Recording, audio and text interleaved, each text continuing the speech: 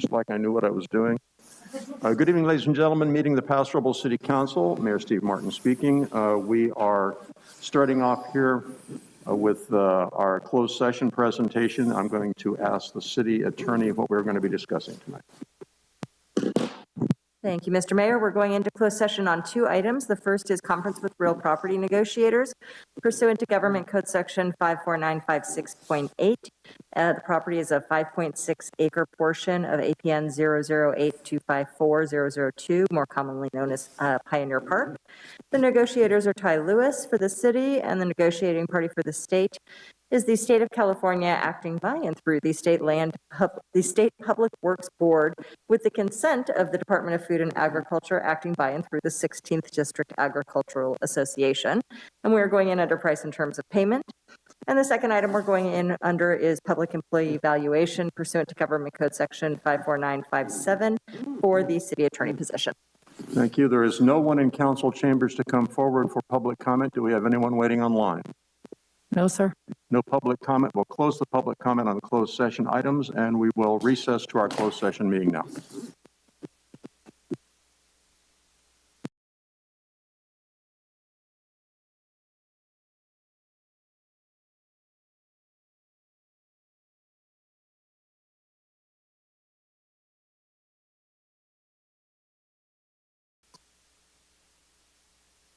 Are we back on? Yes. Okay, Mayor Steve Martin again with an addenda. Want to make sure that people realize that we do have a quorum of council members present. I am present, Councilwoman Garcia is present, and Councilman Hammond is present. So we recess now to our closed session with the blessing of the city attorney. Thank you.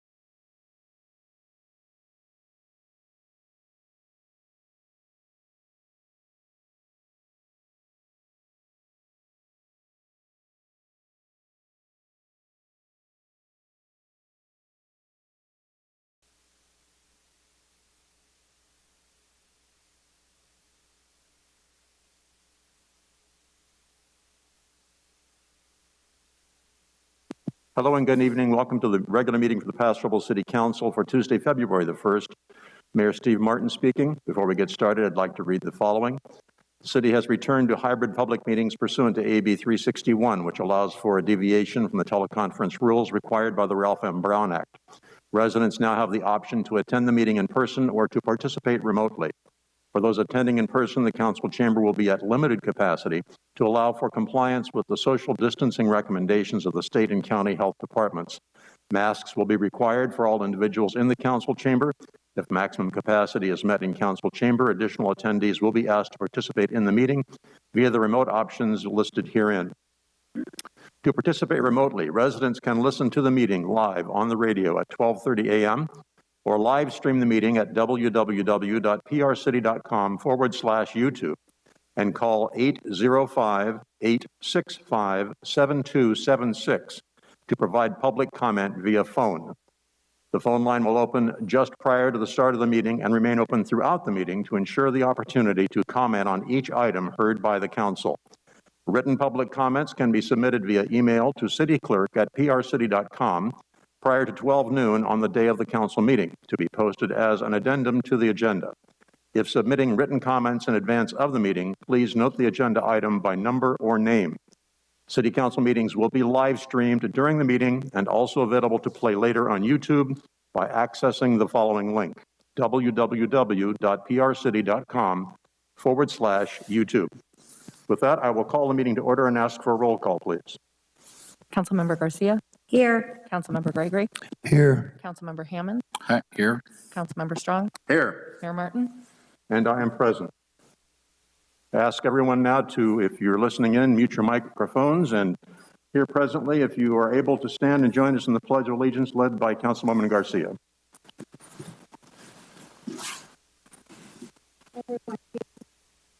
Allegiance to the flag of the United States of America and to the republic for which it stands, one nation, under God, indivisible, with liberty and justice for all.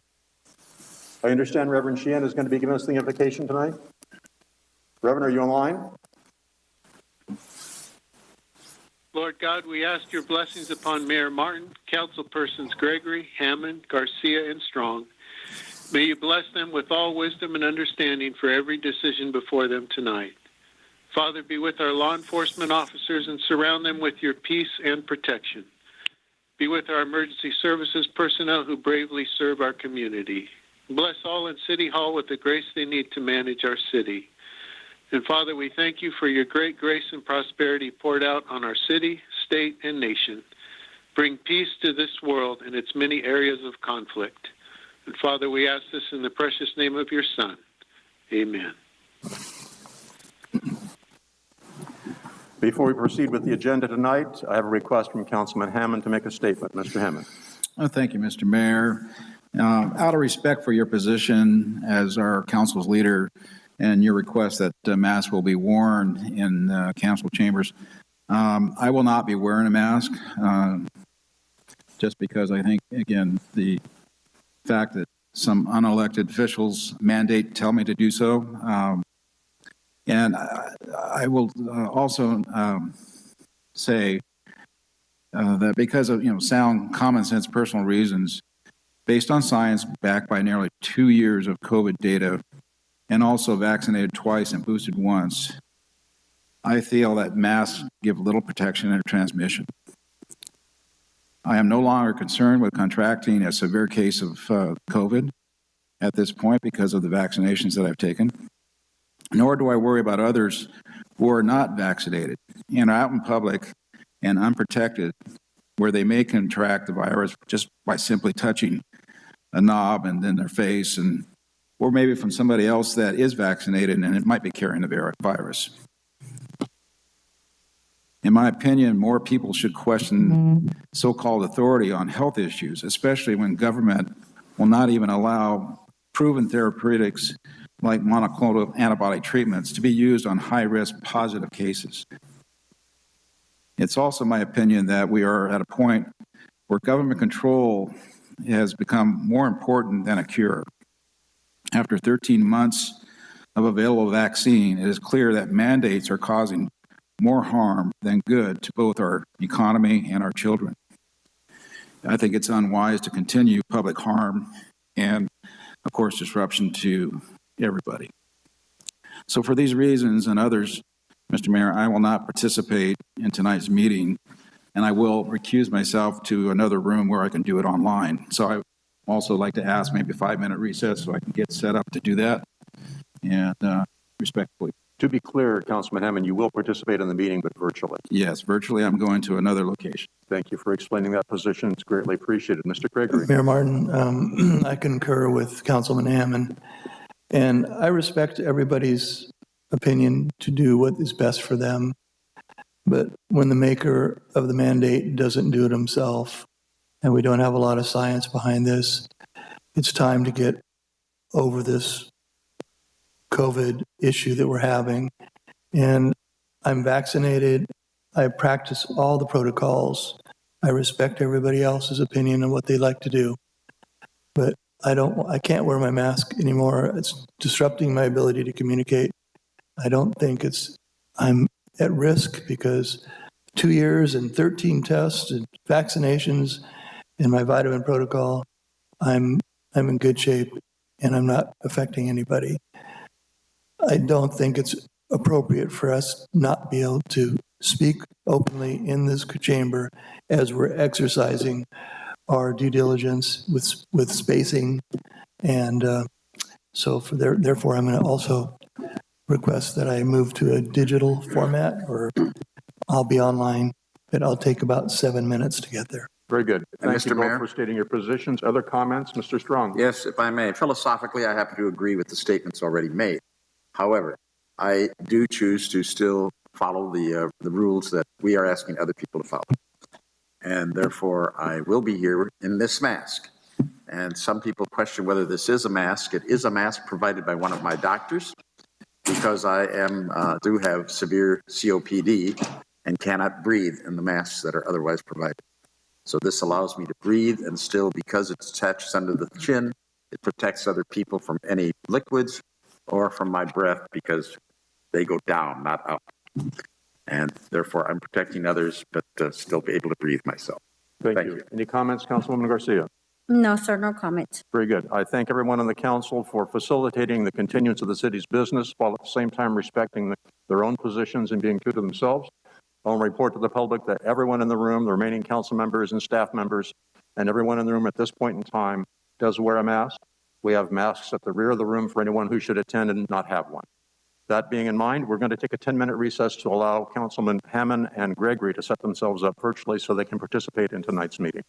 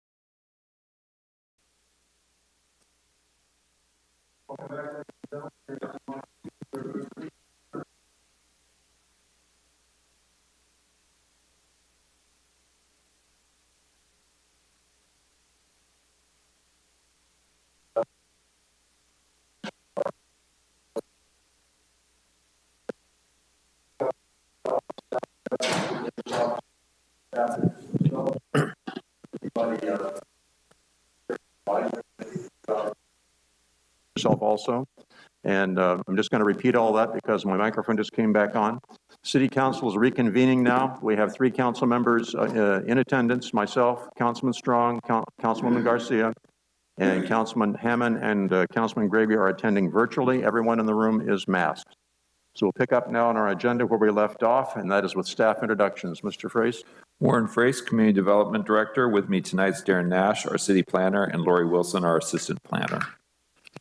Melissa Boyer, City Clerk, joined by Shauna Howenstein, Civic Engagement Coordinator, and Karen Jackson, IT Technician.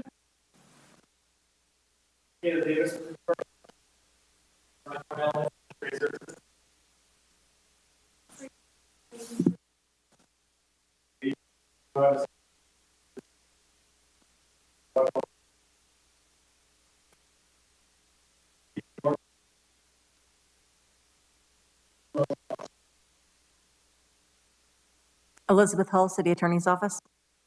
Staff online. Jonathan Stornett, Lewis, your City Manager. Julie Dolan, Community Services Director. Ditas Esperanza, Capital Projects Engineer.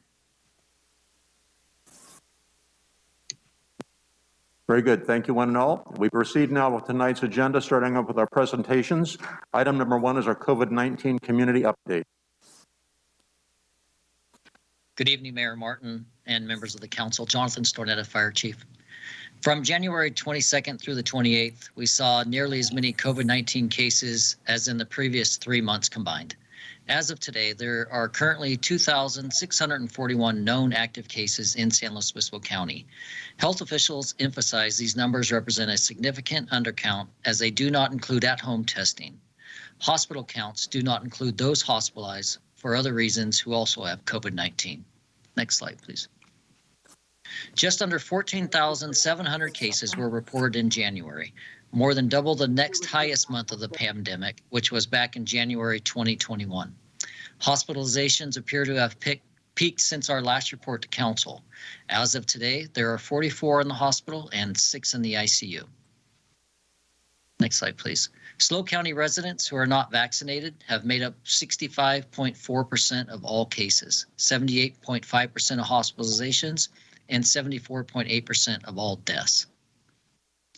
Compared to fully vaccinated persons in each group shown above, the monthly rates of COVID-19 associated with hospitalizations were 16 times higher in those unvaccinated adults ages 18 years and older. Additional metrics on this page further break down the rates of hospitalization by age group. As of today, just over 60% of Paso Robles residents are fully vaccinated. The county as a whole has a vaccination rate of 66.6%. COVID concentrations, next slide please. COVID concentrations in our sewage have decreased by nearly 2/3 since our last report to council. Levels on January 18th exceeded 6 million, and today they are down to just over 2 million. Case rates per 100,000 residents have also decreased from over 1,500 to just over 1,000 today. As a reminder, County Public Health will not consider lifting of the mask mandate until we are under 49 cases per 100,000. Next slide. There's a testing clinic at the Paso Robles train station. For the greatest convenience, we ask that the public make an appointment online at lhicare.com and expect to wait 2 to 4 days for results. Please do not go to the ER for COVID-19 testing or mild symptoms. 4 free at-home COVID-19 tests can be shipped to each home through the new covidtest.gov program, and we encourage residents to order their test online at www.covidtest.gov so that tests are readily available when you need them. That concludes my presentation. I'm happy to answer any questions. Thank you. Questions or comments from council? Let's start with Councilman Gregory. No questions. Thank you, Mayor. Thank you. Councilman Hammond. Thank you, Mr. Mayor. Jonathan, I think what you said there was that we have 66.6 total vaccinated in our county. Do we keep track of the people who have already contracted COVID on their own without a vaccination? In other words, I'm trying to figure out herd immunity in our county. And where are the stats on the folks that you're reporting that we got, like in the 1,400 that we had in the last week or so? Is that being folded into this total amount of people who have been protected, so to speak, of the vaccine or of the COVID virus at this point? The county's not running those stats currently, but just remember that the COVID immunity only lasts for 6 months. So getting the herd immunity is going to be difficult if your immunity is only good for 6 months. Right. This is exactly like we used to have for many, many years before. As the flu virus, every year we'd have to get a vaccination for the current flu virus. And this is going to be the same thing forever, I think, with COVID. But what I'm concerned about is that we're not tracking really the total amount of people in our county who has either had it or has been vaccinated to get a total percentage. You see what I'm saying? So that, I think, is a very important factor. And then, the fact is, too, people who are getting, COVID may have already been vaccinated, albeit that their signs and symptoms are very rare, very minor. They don't even know they have it sometimes. But that's what I'm saying with the fact that we have a vaccine now that is actually doing quite well with regard to controlling the virus and the ICU bed, which has always been the factor that I've been looking at, is how is this impacting our hospitals. I think we're doing really well. And again, that's why, part of my reasoning for not wanting to wear a mask at this point, if we don't say no and stop, they're going to continue to do this for many years to come. It's already been 2 years. So anyway, I'm sorry for ranting on that, but that was just a factor. I didn't quite see that stat in your or anywhere since we've been talking about this, Jonathan. So thank you. Thank you. Councilman Strong? No questions. Thank you. Councilwoman Garcia? No question, thank you. Thank you. Is there anyone in the room who would like to ask a question or make a comment on this report? Seeing no one come forward, I see no one online electronically. So we thank you for the information, Mr. Stornetta. We're going to move on now to, before I move on, I want to take care of a little unfinished business. We did have a scheduled closed session meeting at the Paso Robles City Council this evening. So before we proceed, I'd like to have the city attorney report any reportable action from that. Thank you, Mr. Mayor. We went into closed session on 2 items. The first was conference with real property negotiators pursuant to Government Code Section 54956.8 regarding the potential sale of a 5.6 acre portion of Pioneer Park. And we also went under public employee evaluation pursuant to Government Code Section 54957 for the position of city attorney. And there was no reportable action for either item. Thank you very much. Now we move on to the next item on our agenda this evening. As soon as I get my scroller to work here. Next up, we have our capital projects report, Ditas Esperanza and Frida Berman.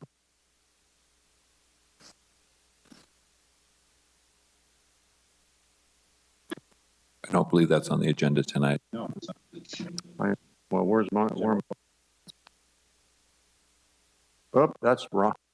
I am really doing a job between 2 computer screens tonight. I apologize.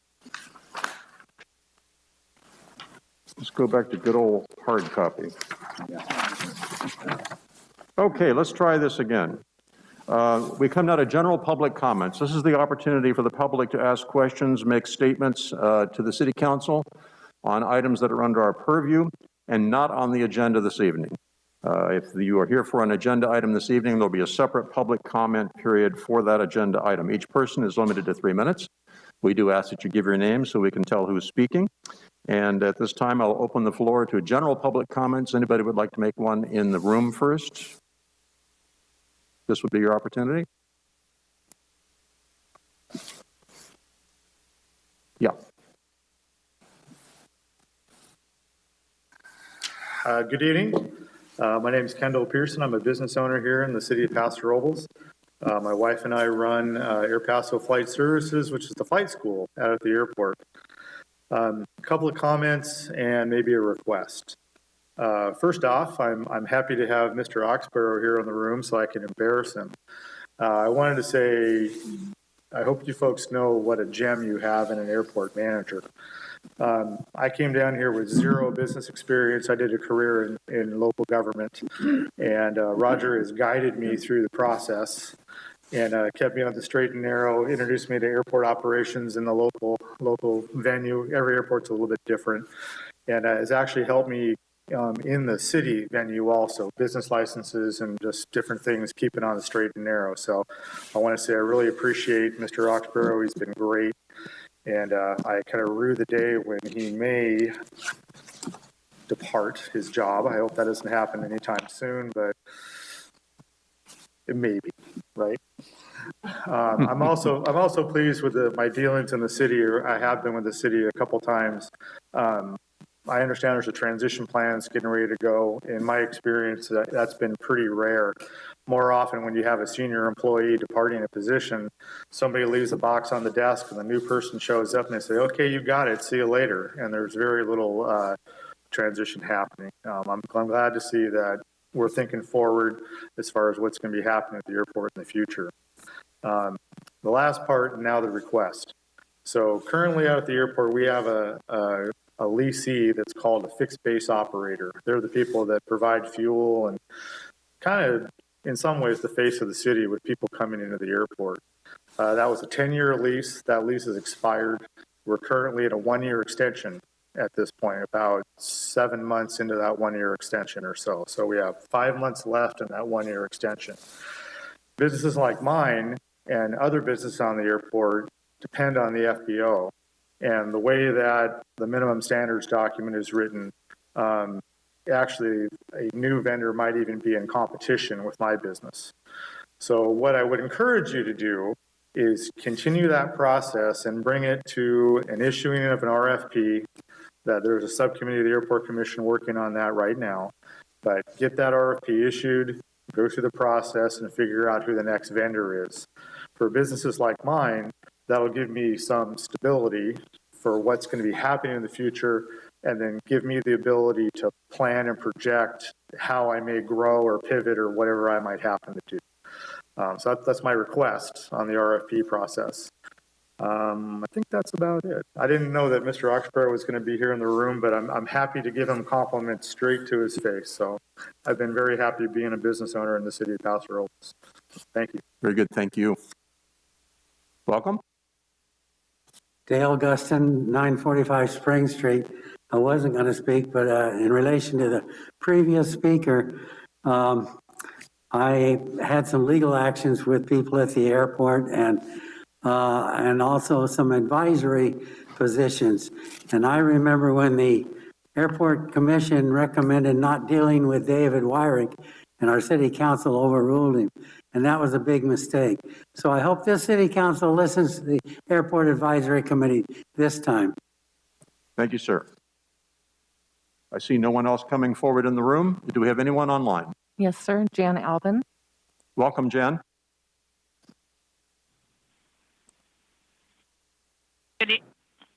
Good evening, Council. Can you hear me? We can.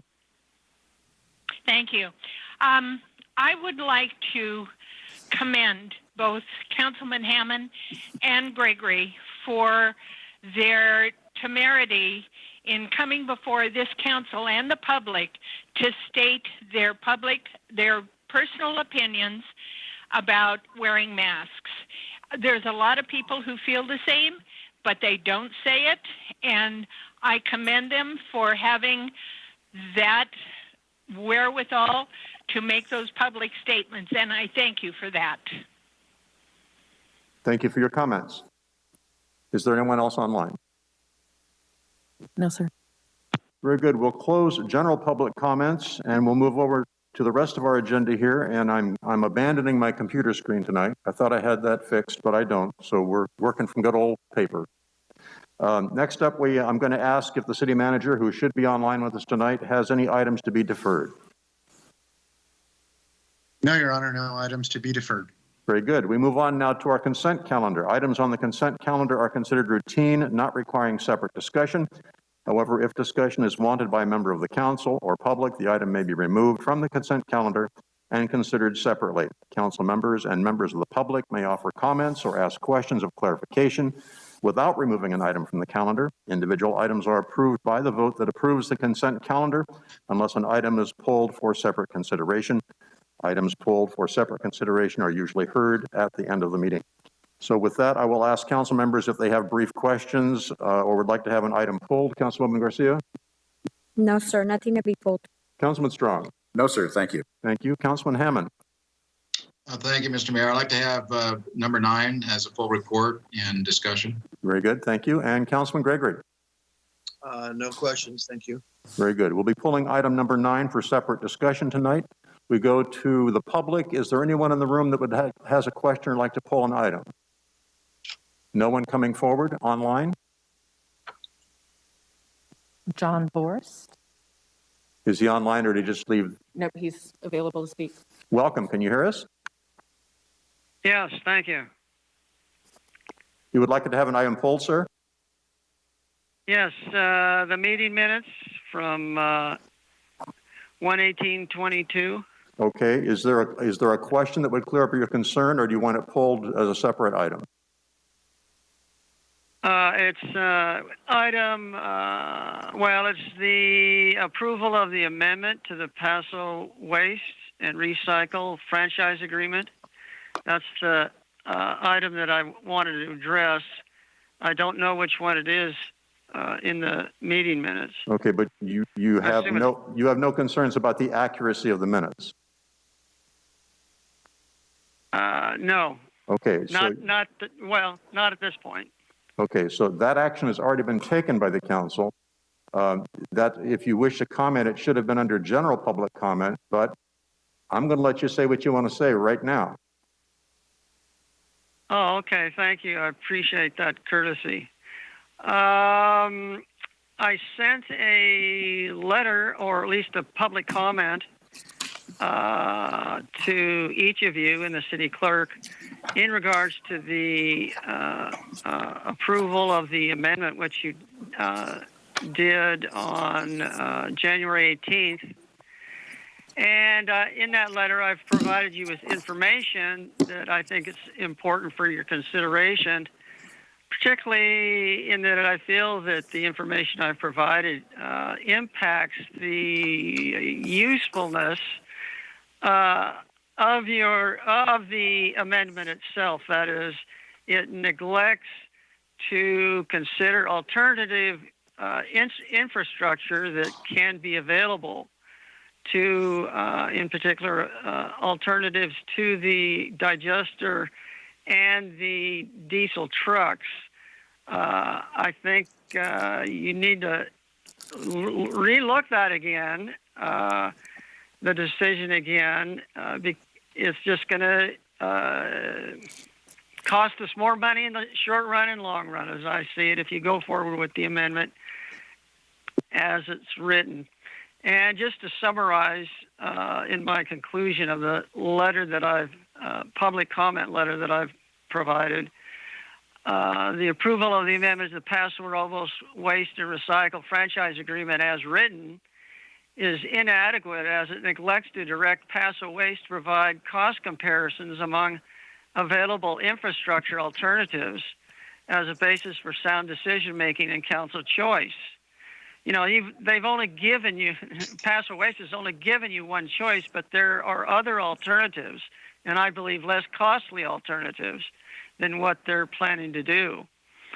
Consequently, approval of the amendment must be denied. Further discussion on the rationale and contents of the amendment is requested. Thank you for your time, and I would like to have you readdress this issue. Thank you for your comments, sir. Is there anyone else online? No, sir. And we have someone at the podium, Mr. Gustin. Mr. Mayor, number 9, I joined John Hammond. My name's Dale Gustin. Very good. Yeah, 9 has been withdrawn for separate consideration. So if there's no one else who would like to make general public comment, We will close general public comment. I just want to make reference to Mr. Boer's call. He did send a lengthy document, which I reviewed and reached out to staff and others regarding the points that he's made.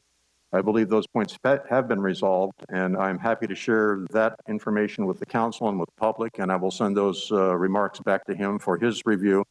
Always looking for the most cost-effective and efficient way to handle the work and the money of our citizens.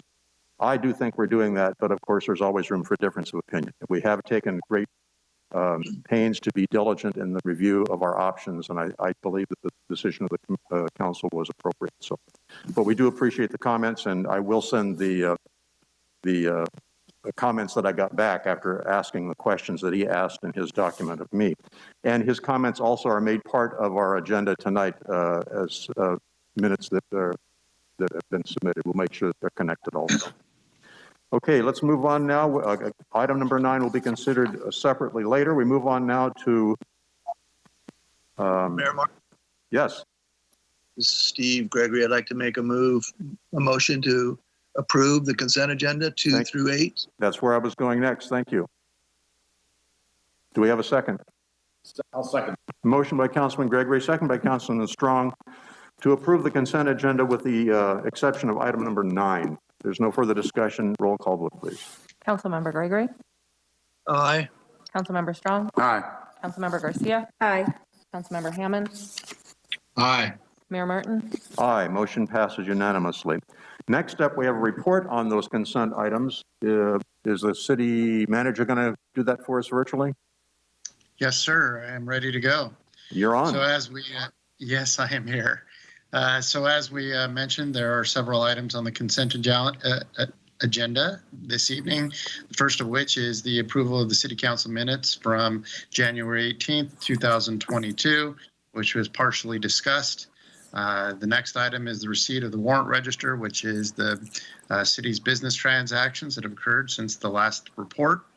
Receipt of our advisory body minutes. In this case, it's the Senior Citizen Advisory Committee, which met on 12/13 of 2021. Item number 5 is the approval of an on-call water system repair contract due to staffing shortages within the water department. The Public Works Director is requested to enter into on-call services to do heavy repair work to offset loss of staffing. Item number 6 is the approval of a design contract for Right Way at the airport, which we discussed at the last City Council meeting as well. It's in the amount of $73,109. Items number 7 and 8 are both approval of oak tree removals, removal of one coastal live oak related to APN 08-311-013, and the second is the removal of one blue oak tree, APN 009-121-076. And the last item, as you noted, has been pulled for discussion, item number 9. Thank you. No further report. We have no public hearings scheduled for tonight. We move on to our discussion items. Item number 10 on the agenda, Spring Release Weekend Wine Tasting, a New City Park event.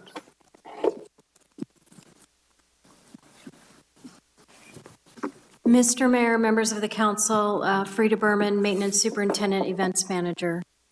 Tonight, you are being asked to consider a request by the Paso Robles Wine Country Alliance to stage a new event, the Spring Release Weekend Wine Tasting in City Park on Friday, March 18th.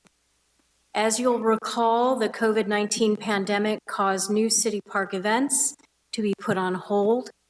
Current California Department of Public Health guidelines only address mega events, defined as 5,000 or more attendees if staged outdoors. The Spring Release Wine Tasting is a small event with attendance capped at 300. Approximately 4 wineries will be sampling new releases. The event space will be fenced and monitored by private security.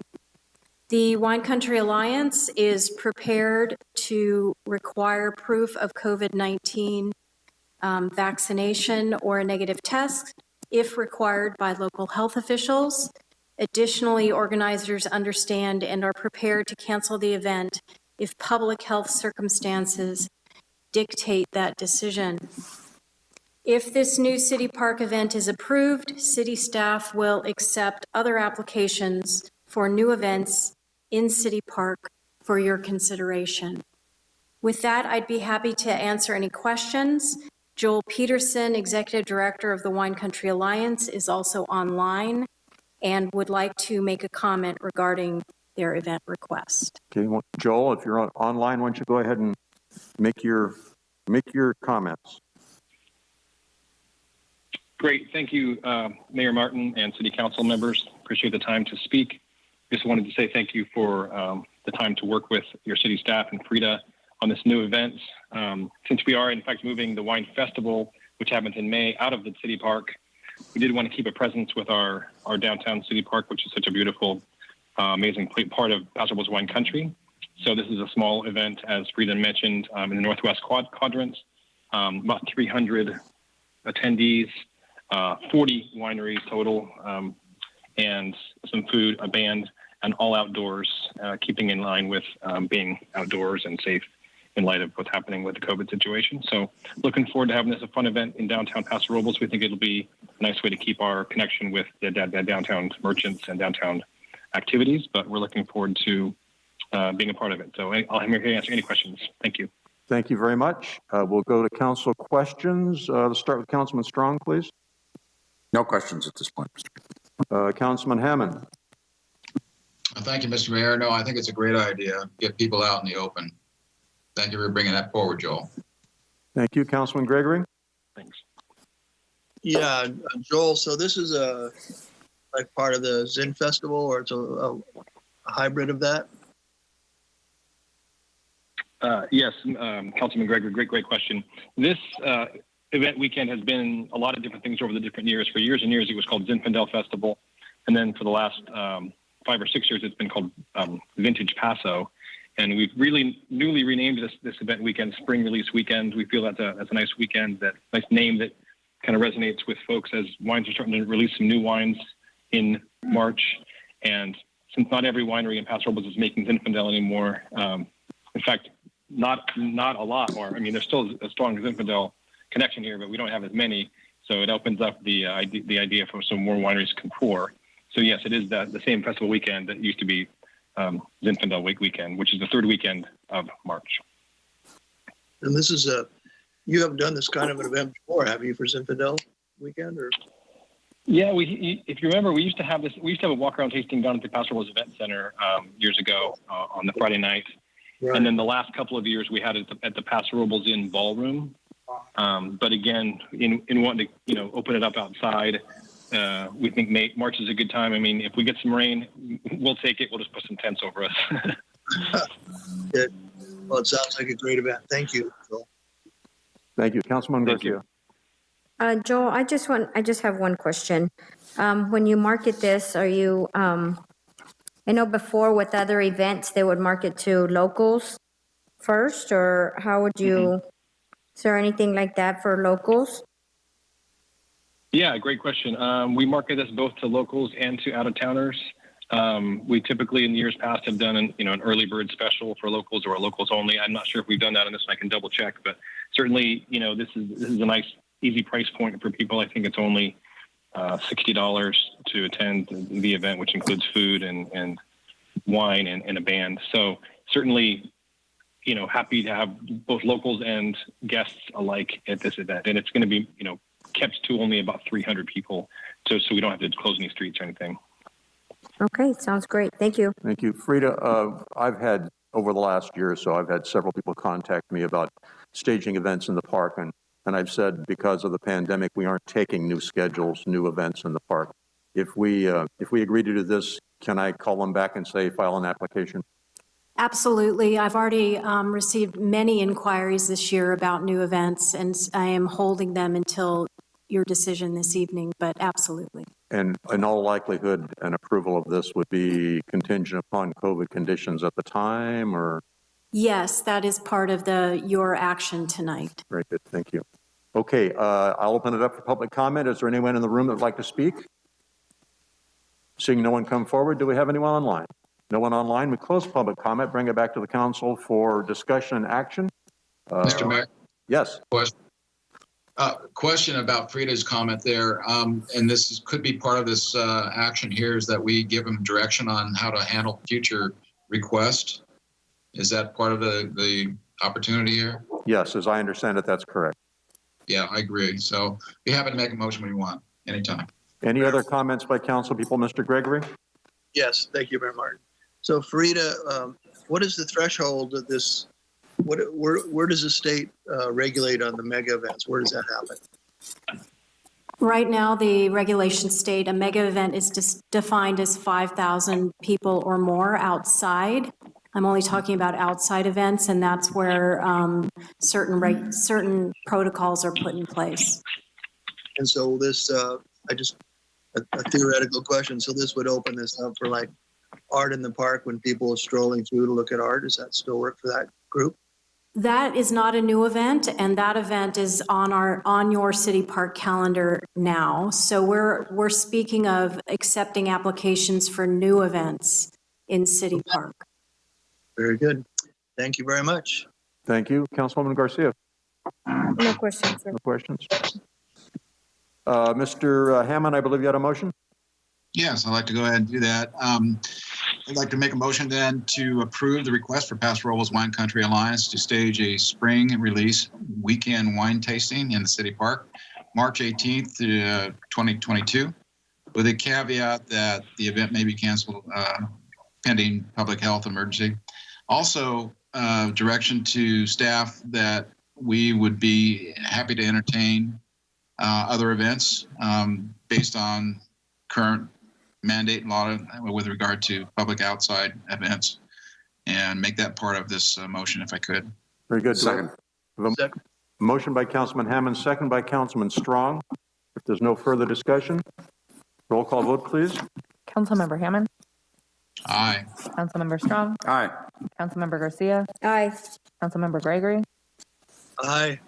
Mayor Martin. Aye. Motion passes 5-0. Thank you. Item number 11, second quarter update. Excuse me? Did someone speak? I just said thank you very much. Thank you.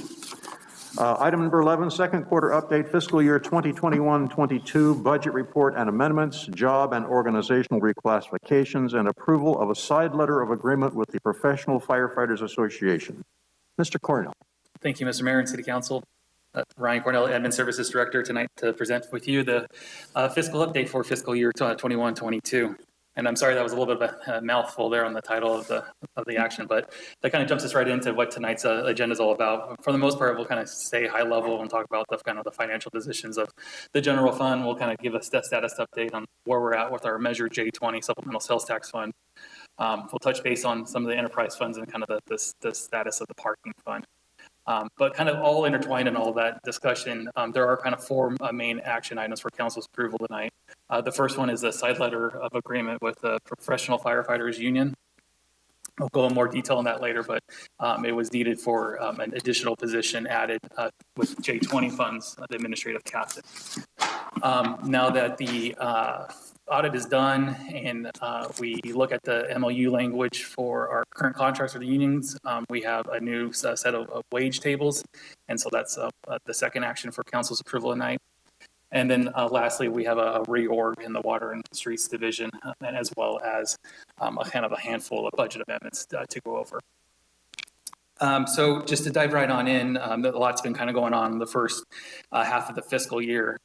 Revenues continue to be solid. I know the last quarter one update and even kind of the preliminary budget, it kind of mentioned that, you know, our springtime 2021 into the fall was really, really hot economically speaking. And it really did carry on all the way through 2021. So now based on all the unexpected growth, we are anticipating that revenues will exceed original estimates by about 3.3 million. It represents about 7% overall. And then very similarly, on the expenditure side of things, we're tracking, you know, pretty much right on par there, about a $1.6 million expenditure savings, which is a little bit lower at this time than in prior years. And then I'll kind of dive into kind of the reasoning behind all of that. But before I kind of move on, I did want to kind of point out in attachment number 2 to the staff report is detailed income statements for each of the major funds, to general funds, the water and sewer funds too. But to dive right on into looks more specifically at sales tax, this is a 10-year history of our Bradley burn sales tax. So that's just a 1% city allocation year over year. And as you kind of can see, right, this is kind of a repeat of prior budget reports. Out of the Great Recession in 11, 12, 12, 13, revenues kind of stayed flat. We had a nice little increase starting in 15, 16 through 17, 18, part of which was due to the California triple flip tax.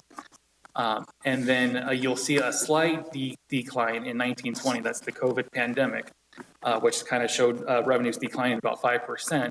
But then in fiscal year 2021, a huge rebound, the kind of that economy that everybody was talking about, an 18% growth at just about $12 million in sales tax. And it's not slowing down. We're actually now at this point in time anticipating another 7% increase year over year. My question always kind of goes into, okay, well, what about in the future? That's great for 21, 22, but what about 22, 23 and forward? And we'll kind of dive into that a little bit more during the budget process when we get to that point in time. But indications doesn't necessarily, indicate that we're going to have significant growth like this, but we're not slowing down. There's no indication that we're going to see negative revenue. So that's a very good positive sign. So ending 2021, great economic shape. 2022, we're cautiously optimistic with things. Kind of tail-daving or kind of sidebar on sales tax on the Measure J20 supplemental sales tax. As you remember, Council passed a basic needs package, so it was just kind of a one-year expenditure plan for the Measure J20 funds. So just a quick little update on where we're at with that. For 2021-22, we're expecting the J20 revenues to be about $12.4 million. Again, very significant growth, right? I think when we were doing the polls or for the ballot measure, we were kind of estimating 10 million. So we're already kind of ahead of the game there. But to actually dive into some of the specifics of what we wanted to use this money for the police department, it was essentially heavy in positions. It was one dispatch supervisor, one records clerk, and 7 police officer positions. The dispatcher has been hired. She was hired last fiscal year, so she continues on. We actually had a vacancy in another general funded records clerk position open up. So we had hired a records clerk that took the J20, but then because we had other vacancies in the general fund, we moved that person over.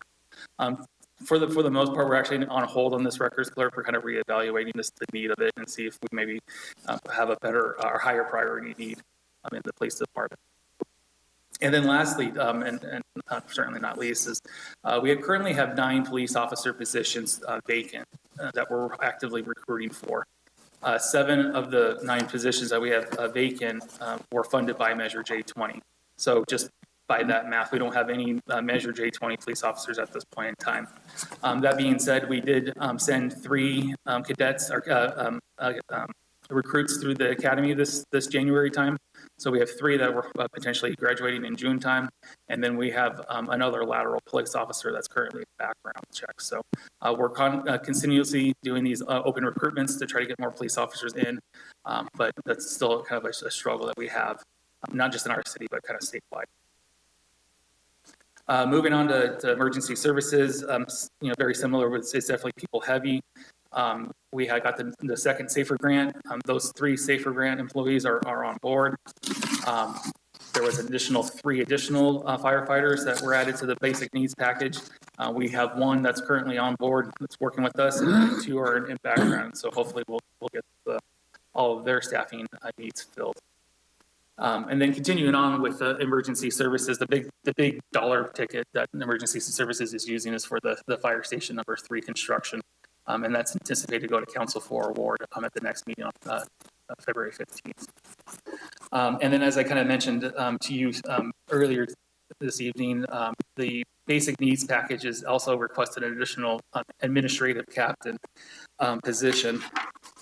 And this position is a little bit different than just a regular shift firefighter. He or she is going to be upstairs and kind of providing technical assistance to the battalion or the fire marshal, and then kind of help facilitate some development constructions and supervision. Because the job's changing, we actually had to do an amendment to the union group because this position is going to be a 40-hour-a-week position, not rather than a 56 kind of shift hour employee. So we wanted to make sure that we defined the FLSA work period, when, what the hourly rate is going to be for this administrative captain, kind of go over the 7-day work period. So now any hours over 40 hours in that 7-day period qualifies for overtime, rather than the current floor guys, getting, it's complicated, but I think it's like 214 hours in a 28-day period. So we're just kind of cleaning it up so that we know that this administrative captain's is kind of a temporary assignment and what we're going to pay for it. And then this kind of last little bullet point too is it is industry standard that whenever you have an employee that's on shift work to go to more admin work, there's kind of a 5% premium involved there. I think this is kind of the, our guys work 2 days on, for the most part, 2 days a week, and now they're upstairs having to come in almost every single day, 4 or 5 days a week. Yeah.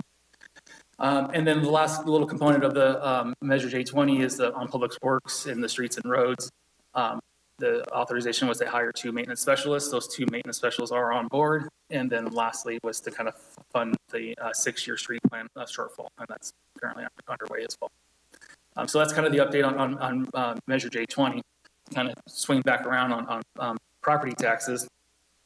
Now, the chart on the left is the city tax revenue, and the chart on the right is the median home prices for the last 5 years. And then that little line that's on the right-hand side is the median percent change. And so starting on the left-hand side, there's not really too much exciting about property taxes. As you know, Proposition 13 really does limit the amount that we could collect any year, in any given year. So we're just anticipating just a slight increase in property tax to 2.5% each year. And then on the right-hand side, the median home prices, that's kind of what's more kind of eye-opening, in my opinion, where we're median home prices were about $460,000 in 2017, and then just over $600,000 today. So 13.3% growth year over year from 20 to 21. Very good growth there. And then lastly, on the general fund for revenue side, I think this is our transient occupancy tax, very similar to the sales tax chart I had shown earlier. It's a 10-year history. As you already know too, we never really saw a decline in TOT tax revenues, even during the Great Recession, until we got COVID-19. So you see that big dip in 1920, and then our V economy. And honestly, looking back at January 2020 forecasts, that green bar is pretty close to what was projected back then. So I really do think it seems like that this COVID-19 was just a one-year blimp, at least when it comes to tourism. So a very nice rebound there. And yeah, no indications that that's not going to continue to grow as it is. And then one last thing I want to kind of note, when we developed the forecast for in January 2021, we thought tourism was going to take about 2 to 3 years to rebound. This is pretty much 1. So good news on that front. So overlaying all the rest of the general fund revenues, we're looking at ending the fiscal year about 50.4. It's about 3.3 million more than what the original estimate was back in April, May time of 2021. So about 7% greater than what was anticipated. So very good news there. And then jumping over on the other side of the equation, the general fund expenditures, and there's nothing exciting about these ones either. The city continues to stay within budget. So, on the average, we're right around, I had it written down somewhere, 90-something% of appropriations. There's about $1.6 million budget savings there. So as you can see on the chart on the left, it's all the departments. The chart on the right, same expenditures, just kind of broken out by object. And one thing I did want to point out on the personnel line item, usually we see a little bit more personnel savings at this time than we versus budget. And there was kind of 2 main reasons for us creeping up close to budget. The first one, back in September time, we did some mid-contract changes that changed the medical contributions that we paid on behalf of employees. So those are fully reflected in the actual or the current projections now. We also did provide some wage increases to our police and fire staffing too. So those are now inflected in those updated current projections. They weren't included in the original budget appropriations. And then this kind of ties into that master pay schedule. As you know, in the last round of labor negotiations, the MOU had what we call trigger language. And so if certain tax revenues exceeded expectations, employees were given an opportunity to have an additional 1% increase on top of their wages.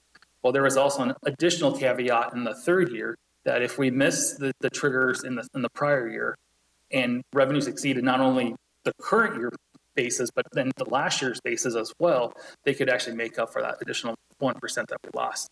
So when we developed the budget process, we knew that they were going to hit the first trigger. We weren't anticipating them to hit the second one, and we did. So that our revenues have been doing that well that we've hit the double trigger in that year. So again, those numbers weren't necessarily reflected in the budget, but they are now in the current projection. With that being said, that's another action item for council's approval is to approve the master pay schedule so that we have the wage tables for our PERS needs. Moving on to our two major enterprise funds, water and sewer. Again, there's nothing of significant note here. For the water fund, we're anticipating revenues to come in at about 3% higher than anticipated, and then appropriations about 92% of appropriations. So we initially kind of anticipated deficit spending, that's revenues or expenditures exceeding revenues, but now with the current model, we're seeing about $1 million surplus. This kind of gives our ending reserve balances about 18 million. So it's a very solid reserve amount. And similarly with the wastewater fund, revenues are a little bit closer, just about 100,000 over original estimates. And then appropriations are approaching about 97%. There, the ending reserve balance is projected to be about 3.8 million. This is about 1.6 million more than what was anticipated in the rate study. We had one airport area sewer project that came in significantly under budget that kind of helped establish the healthier reserves. But that being said, in both situations, the water and the wastewater connection fees continue to lag. So just kind of want to bring that, mention that when you kind of look at budget to actuals on a specific line item, we're projecting like half of what we initially anticipated. So we didn't necessarily need the money today, right? These are for infrastructure projects into the future. So we'll continue to monitor that situation, but hopefully we'll get people connecting to the system sooner than later, especially with all the development going on the east side of town. And then one last thing on the water fund, you'll see again on the expenditure side, we're looking at about 92% of appropriations, and the kind of the main reason behind that is because we've had a significant amount of salary savings in the water fund, specifically in the water and streets division.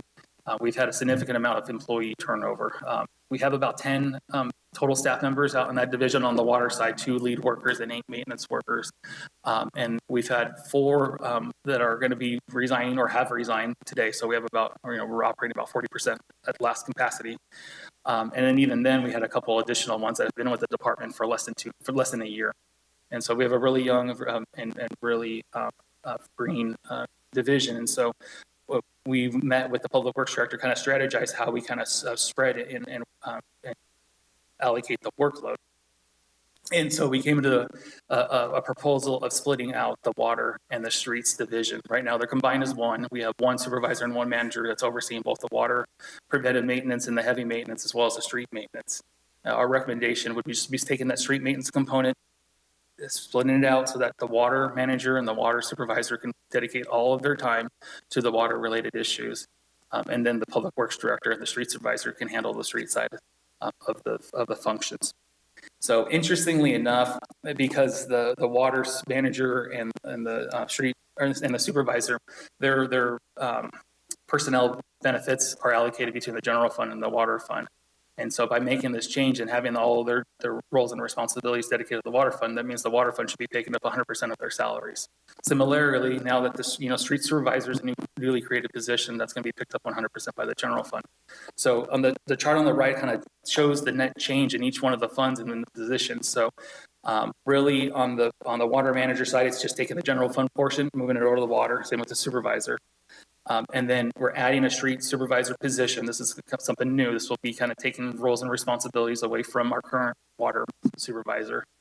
And then because we don't necessarily need the number of employees to change, we're just going to reclassify one maintenance specialist to up to a supervisor role. So when it's all said and done, the general fund actually sees a little bit of a savings of about 40,000. And the water fund sees the most of the impacts of an increase of 80,000. But again, that's anticipated because it's going to be offset partially from the current vacancies of staff. And then kind of one last note too, we also kind of had the long-term thought as well. So we're thinking that any sort of reorganizational structure in the long term, this will still fit where we probably will end up landing in the future.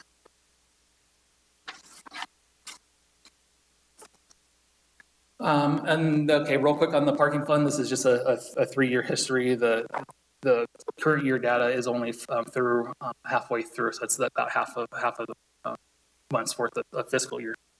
So as you can see, that out of the gate, we had the significant startup costs for all the kiosks and whatnot. So our fund started at about a deficit of about $500,000 just to buy all the kiosks and whatnot.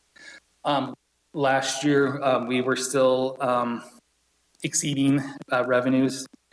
We had about a 40% cost recovery when it was all said and done. So it added to about $150,000 to the general fund loan. And then so far, the first half of this fiscal year, we're about a 55% cost recovery. So still kind of losing money, and the estimated general fund loan today is just under $800,000. And so it's something to continue to kind of monitor, and we'll probably dive into parking program discussions here in a little bit. And then lastly, we have a list of 9 budget amendments for council's consideration. The first one has to do with a fire accident that happened at fire station number 2.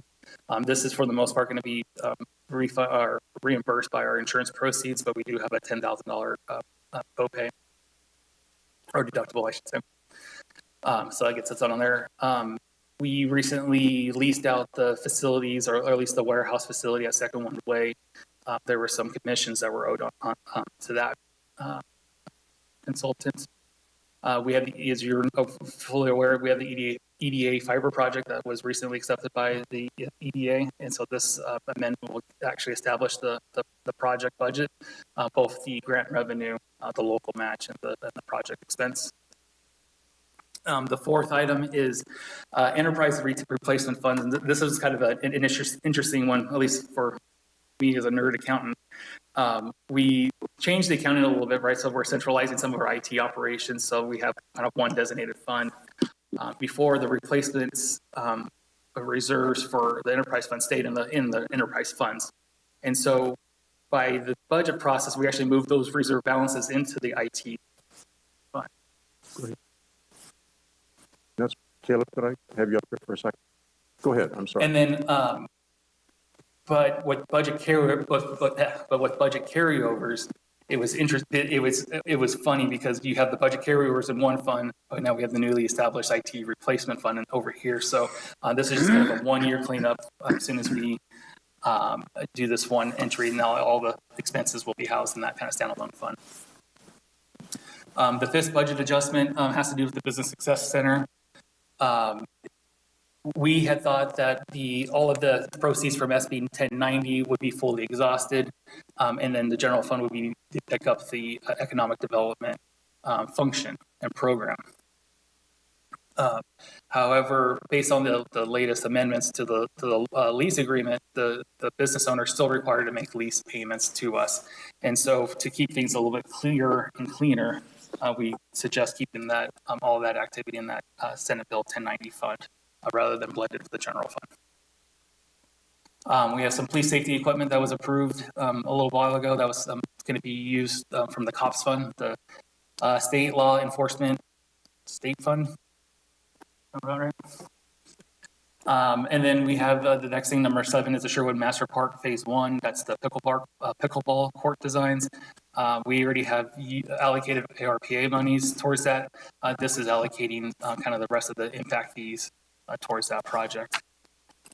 The 8th one is a recycled water distribution expense. We had a developer install recycled water infrastructure for us and upsize it. And so there was a reimbursement agreement already established of $356,000 because we didn't know when the infrastructure was going to get installed. It wasn't included in the budget. So this is getting that added to the budget. And then lastly, there was another council report that approved a design services for a police substation and evidence room out in Second One's Way. Those are going to be utilizing J20 funds there for $275,000. So in totality, we're looking at about $5 million worth of budget amendments. 3.6 of it is related to the fiber project. With that being said, Mr. Mayor, that concludes my presentation. Happy to answer any questions you may have. The council recommendation is up on the screen. Thank you very much for that. Council questions of staff, starting with Councilwoman Garcia, please. Yes, I had a question on what you were talking about, the water fund and the salaries. So what you were saying, I just want to understand it. The positions, thank you. The positions are now that, the new positions that are there, or the positions for the manager and supervisor, those are now coming out of the water fund. Correct. So we're not increasing any additional positions. We're essentially swapping one for one. So the water manager and the water supervisor currently have their time split between street functions and water functions. Right. And so we budget based on that. So the street portion gets paid out of the general fund and the water portion gets paid out of the water fund. But now, since we're changing the organizational structure, the manager and the supervisor dedicate 100% of their time to water operations, which then means the funding source should be coming from the water fund. Great. And then you were saying something about that some of them retired and we have a new young team. So their wages, of course, because they're new, are lower. Is that how? It's a combination of a couple of things. One, we have 4 vacant positions out of the 10. So, I mean, just out of the gate, we're seeing a 40% savings on just personnel costs because we don't have the bodies in there today. But you are right; they are younger, so they are lower on the pay scale per se. So there's a little bit of growth for them to over the next years. But yeah. Okay, that's great. And then my other question was on the downtown, but we're going to discuss that one. I think that's all I have for now, sir. Thank you. How about you, Councilman Gregory? Yes, Ryan, on your projected curve or amount of TOT tax coming in, I noticed that you had, that's the one I want. It's a pretty steady growth all the way, and that line continues with the exception of 1920, and it looks like the growth is continuing to accelerate at the same rate. Yes, it's quite shocking to me, but yes, it is. Looks like it's back to pre-pandemic normals. And then what about sales tax? You have that? So sales tax has a very similar trend. The data shows that it was a little bit flat from 16, 17 to 19, 20, honestly, but then yes, significant growth this last fiscal year and projected this next one, right? And then these 2 items are the ones that are creating most of the surplus, it looks like. Is that correct? Correct. Very good. Thank you very much. Thank you. Councilman Strong.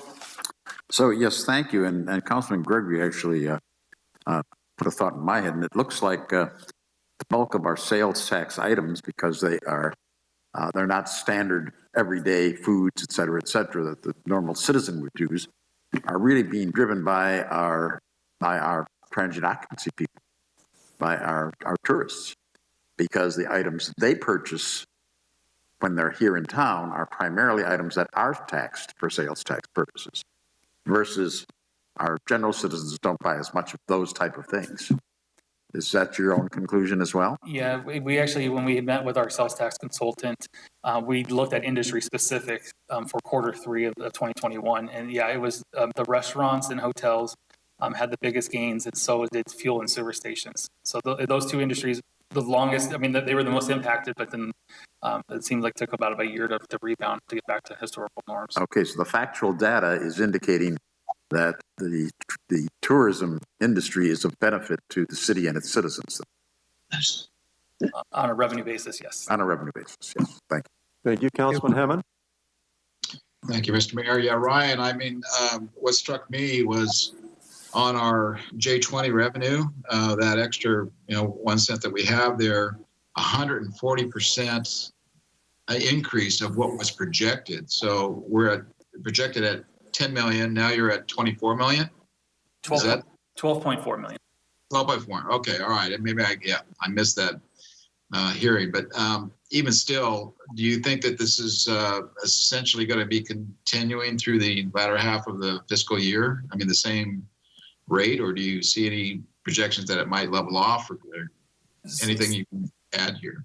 So getting through the rest of this fiscal year, we're anticipating a 7% growth off of the last year. So that's where we're at June 30th, 2022.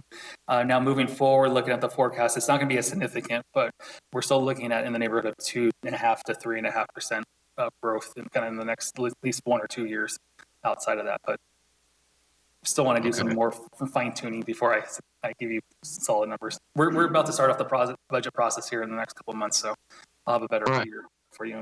So that's why this is all very important information right now, going into the budget hearing talks and what we're talking about between departments. What's really troubling, though, to me was up until tonight, I never really heard that we had an issue with manpower in the water department. In that particular department, how many approved positions do we have versus vacant positions? Where are we at in that department?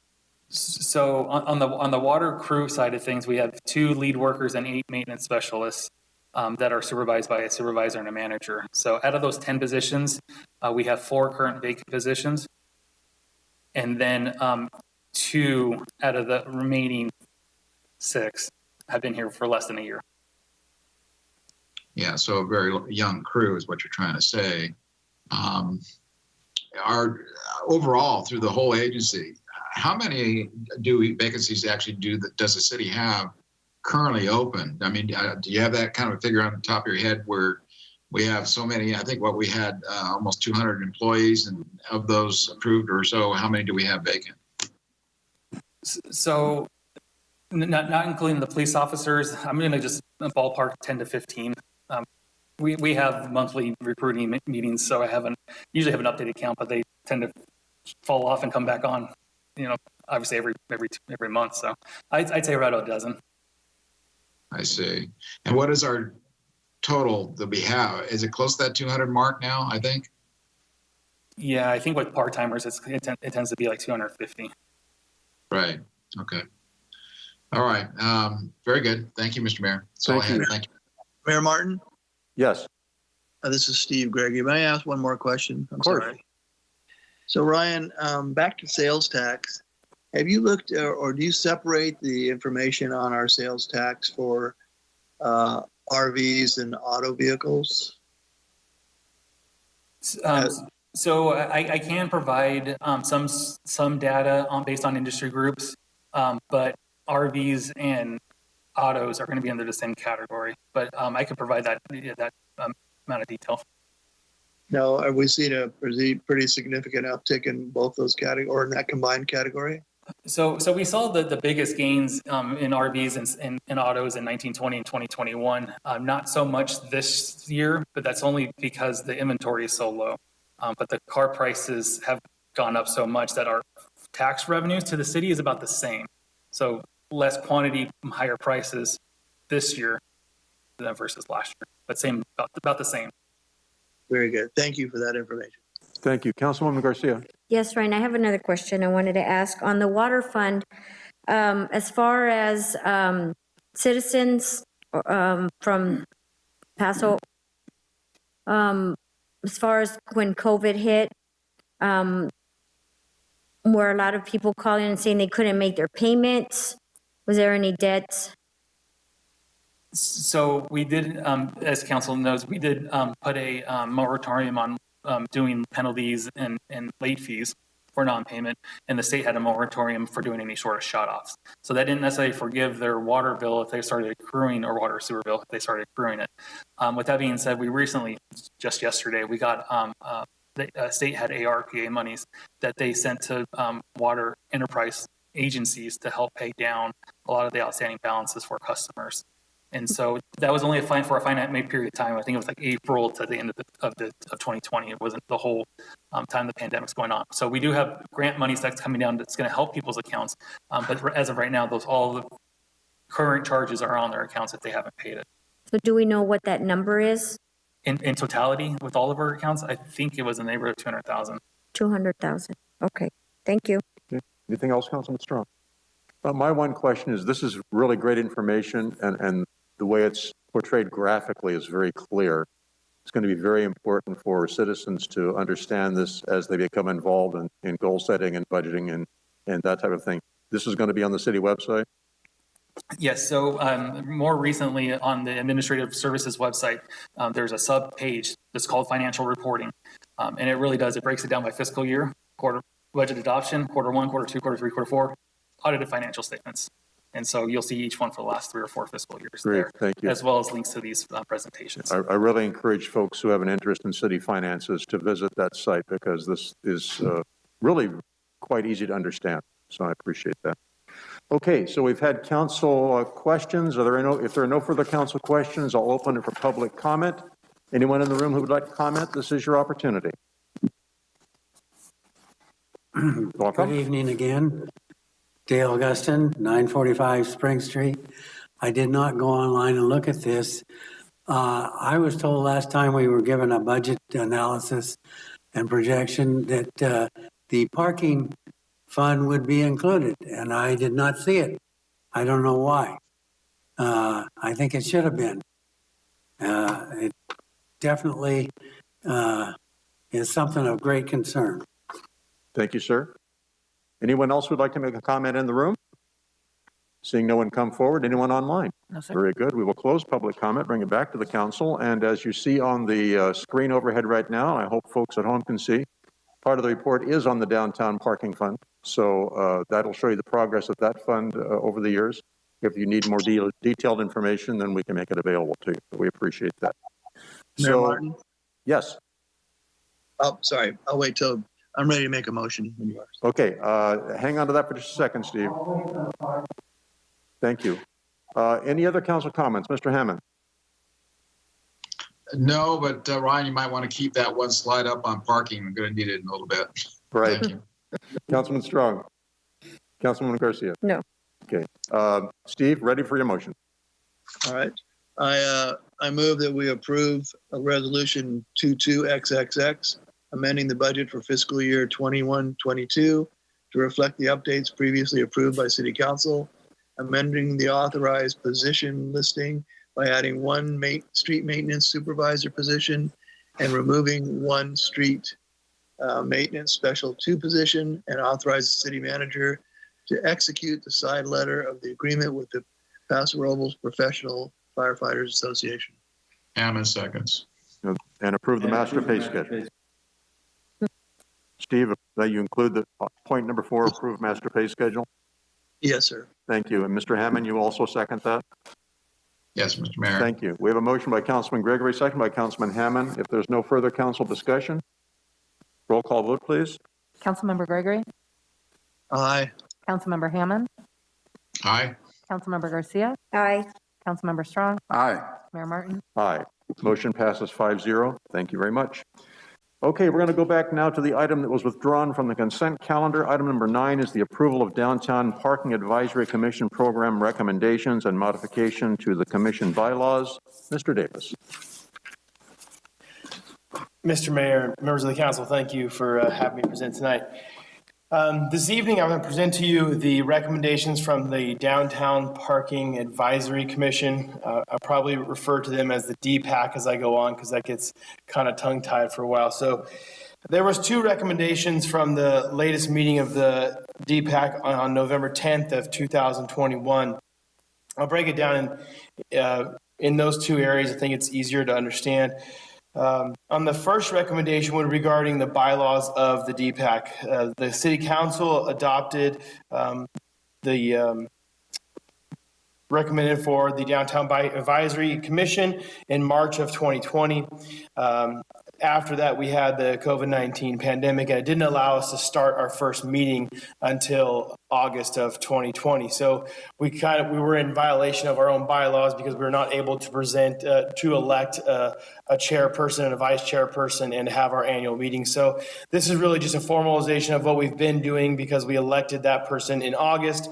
We're asking the council just to change the bylaws to allow us to operate under those, so we don't have to meet the January requirement that's currently listed in our bylaws. So that was the first recommendation of the DPAC, is to change the bylaws and state the members' regular term shall be 2 years consecutive, expiring in January. We're asking that to be in August, as that is kind of a beginning of our year. We found that to be beneficial for staff as well. In January, we're busy wrapping up for the year and trying to get those final numbers, and August is a better time for us to do those things. So that was the first recommendation of the DPAC. The second recommendation of the DPAC is the modification to the senior permit program.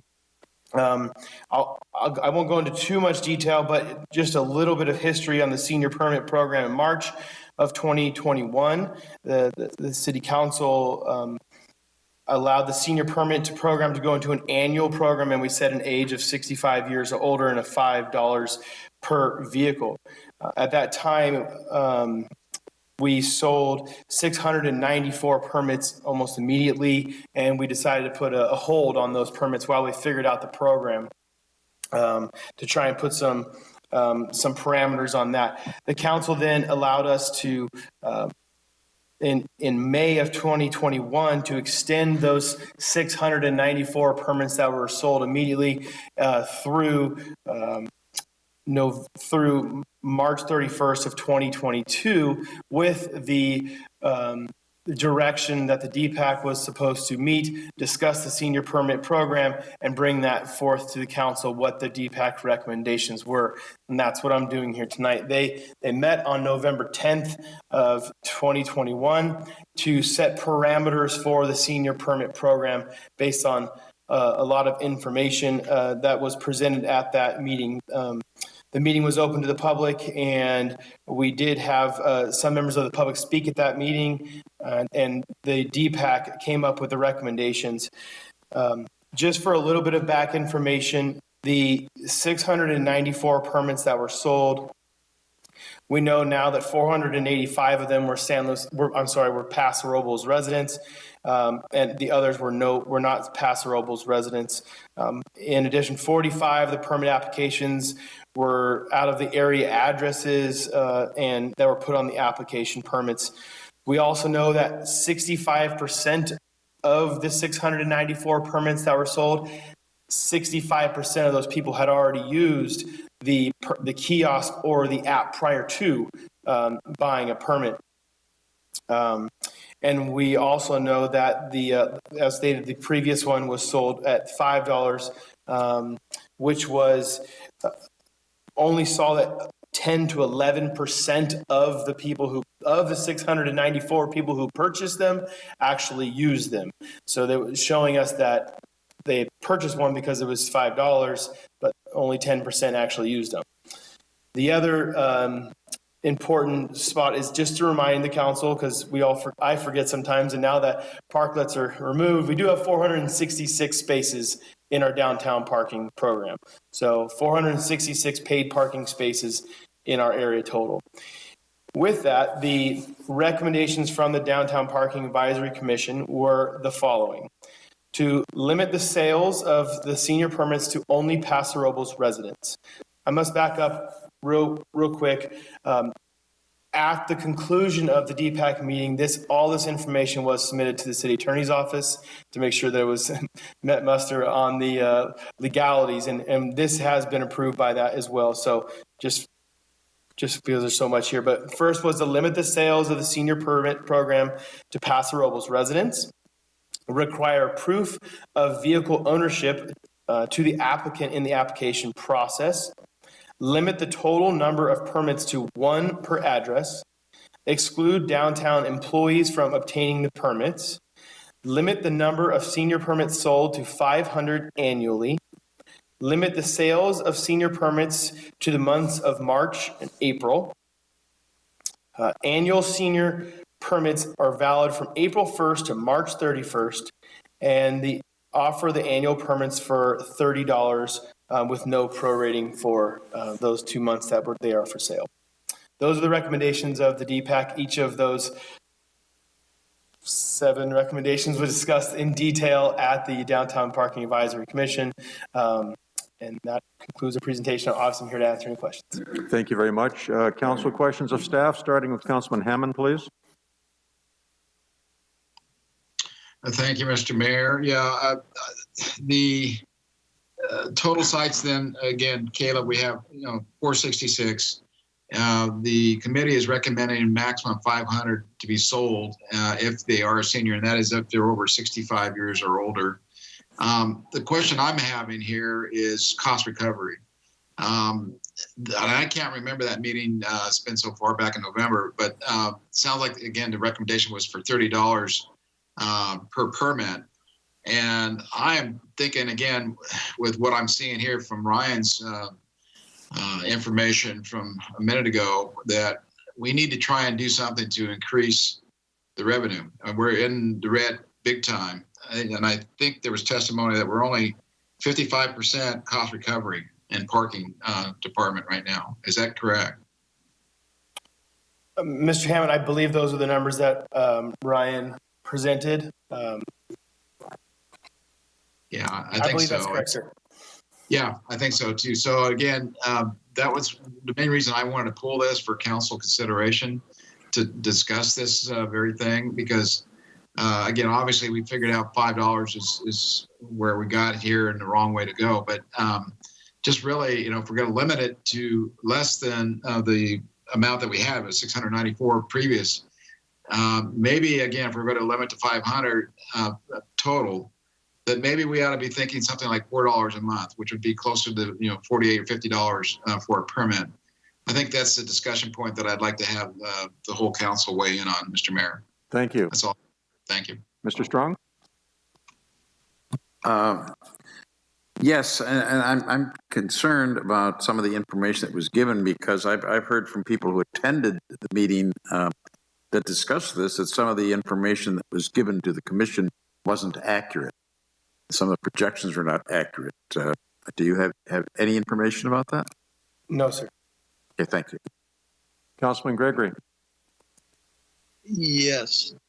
I've got several questions. So are we making this policy, or is it just a discussion of what they're presenting to us?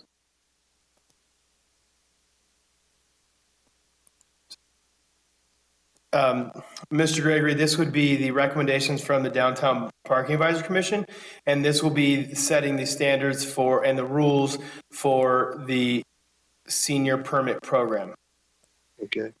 So I think I want to continue this item till we get more information, which Councilman Hammond was discussing on the rate for this. I'm not trying to change the rate, but I think, has this been looked at and reviewed and commented on by our parking consultant?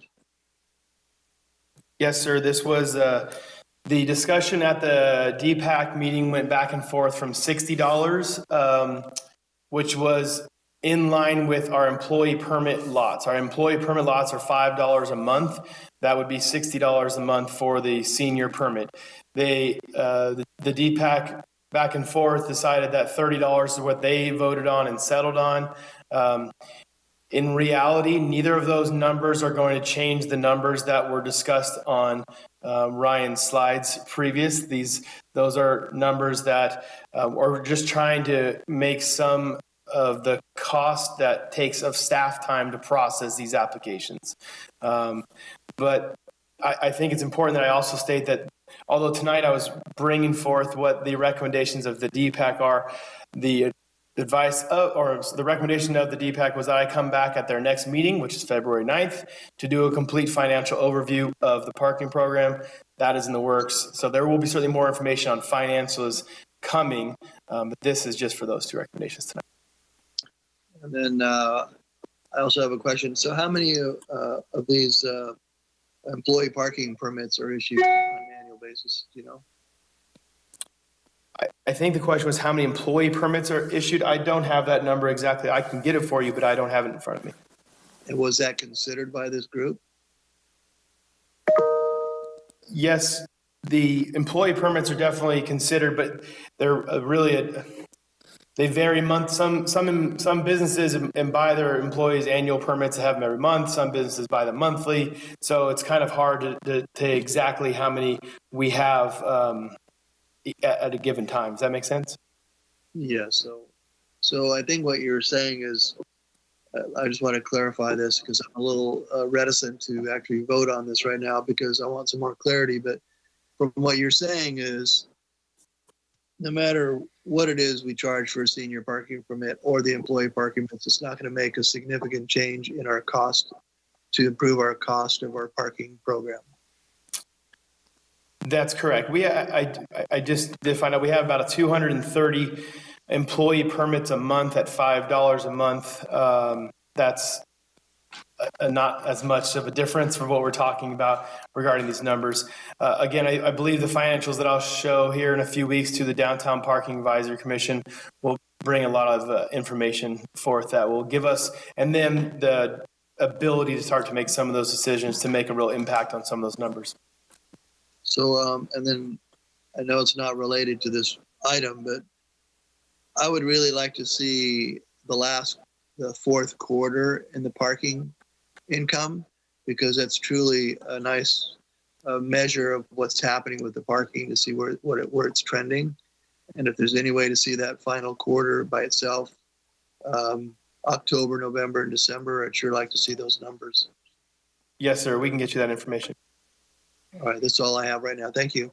Thank you. Just a couple of points for me. First of all, I was at the last DPAC meeting, so I know how in-depth they got on this. I think there are still some questions about finances, which you said would be addressed in a week or so. I was on the radio station today, and I want to make crystal clear to people listening in the rules regarding handicap parking. Some folks have handicapped stickers or placards. They think they still have to go to the kiosks and register their cars. They don't know if they have to park on handicap spots. Can you make that crystal clear for folks, please? 100%, sir. Handicap parking is defined by the vehicle code, and you do not have to pay for parking. You do not have to register your plate. You just have to show your placard or have a disabled plate. Very good. Thank you. Any other questions from council? Councilwoman Garcia. So I just want to, just repeat what Mr. Gregory was saying as well, that from your report, it says only 10%, which is very low, of the senior parking and employee parking. So even though they get that many, 500, they're recommending 500 annually. Does it mean that they're going to use them all? Like you're saying that, they purchased them and then they didn't really use them that much. So, but I do understand that we want to see the financials, but I feel that the DPAC program or the DPAC commission has discussed this several times, and I really do like all the recommendations. And I also want to say thank you to you and to that organization for spending this much time on it. And I know that it's information that we need to pass on to the public. So thank you. Thank you. If there are no other questions of staff, we're going to open public comment. First, invite folks in the room if they'd like to speak. Mr. Gustin coming to the podium now. Dale Gustin, 945 Spring Street. I'm in an organization that is not a political party, and it was started as a movement to react to poor policies. And that organization is fighting for constitutionally limited, free market, fiscally responsible government. And that's why I've been here many times, including now. Is it possible to get that budget slide up on the Parking Commission? I'd like to point out something on that.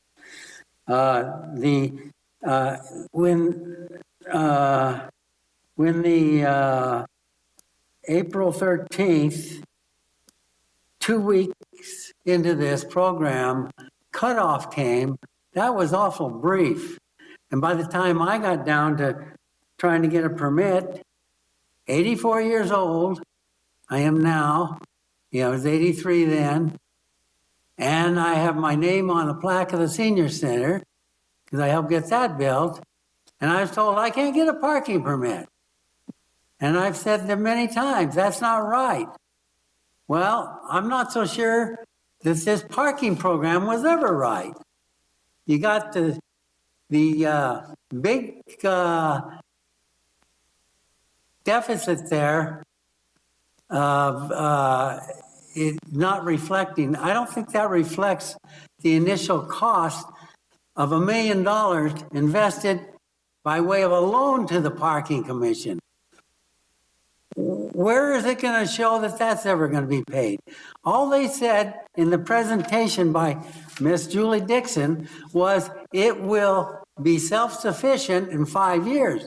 Well, I'm a retired attorney, and believe me, as a retired attorney, I understand that meant, oh, it'll pay for itself in 5 years, but it won't ever pay back the $1 million.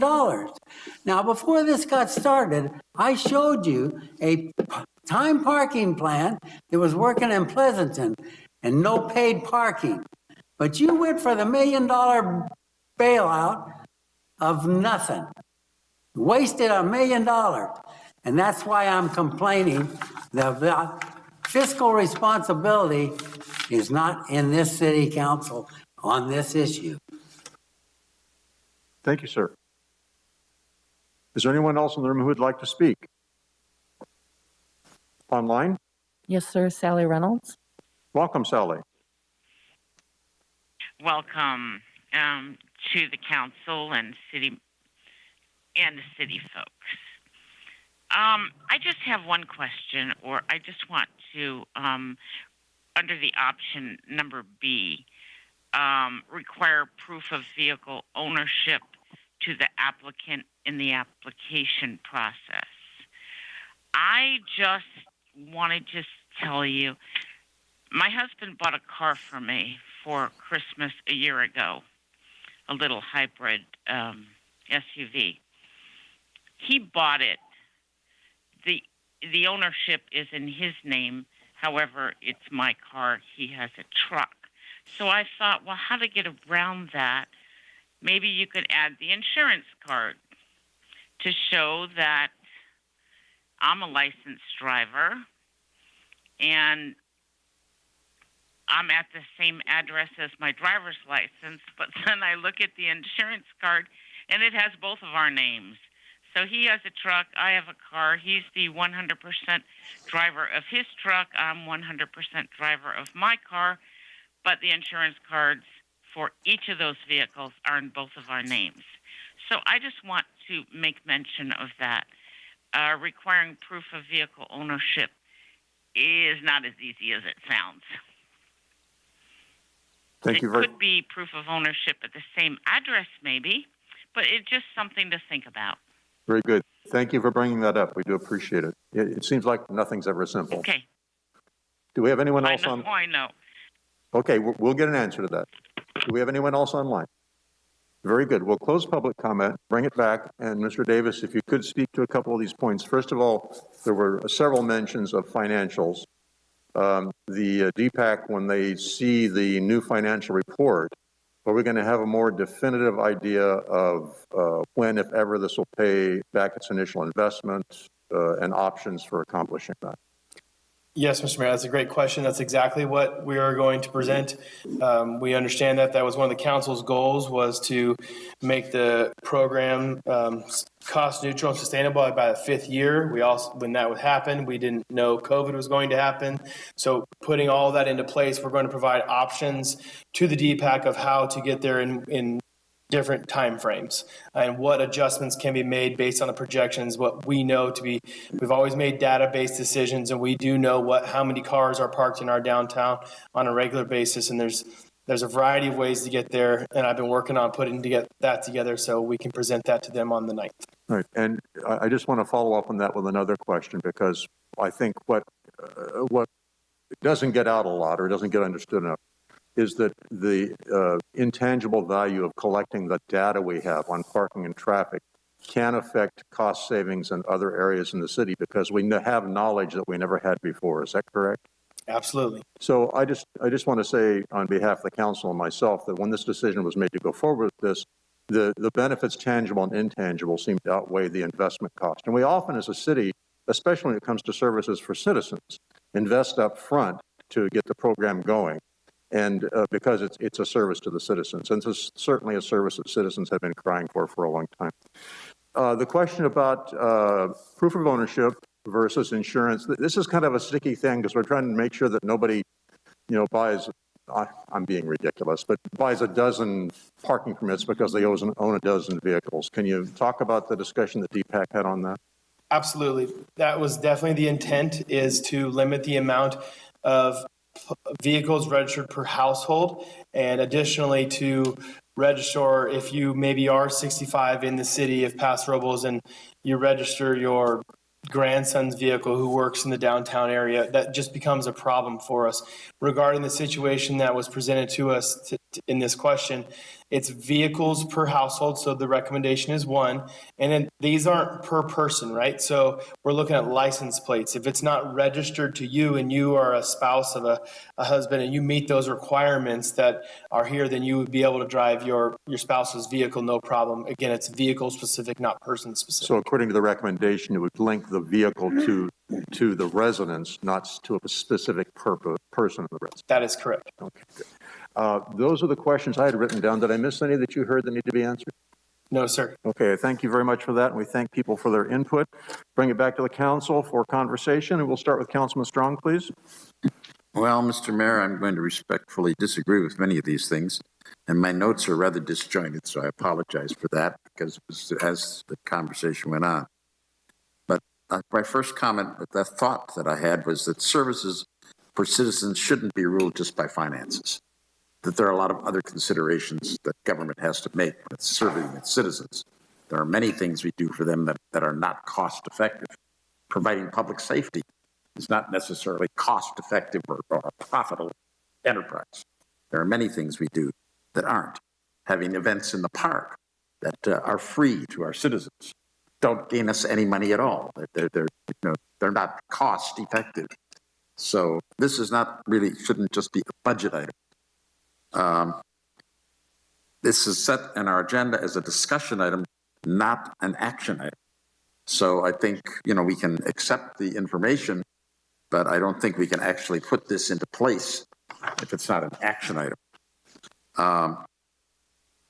And therefore it should be a public hearing if it's an action item so that the public can more extensively comment. But my other thing is, in my opinion, from all the information I've been gathering, is that this is not equitable.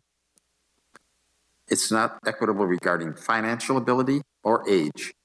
And if we are truly concerned with equity and prejudice, this recommendation isn't appropriate. I don't agree with the city limit process. I think it should be by zip code. All of our code information is by zip code. Many of our sales tax information provided by the state and the county, et cetera, are by zip code. Our stores recorded by zip code, not by if people live within the city limits. And we surely don't restrict our bodies to people in the city limits. We don't restrict our advisory bodies or our commissions to people just within the city limits. We don't restrict our stores from selling to people only who live within the city limits. Other people are allowed to use our services. If they come here and something happens and they have to call the police for something, we don't say, are you a citizen, before we'll respond and help them. So I don't think that having this restricted to just citizens is appropriate.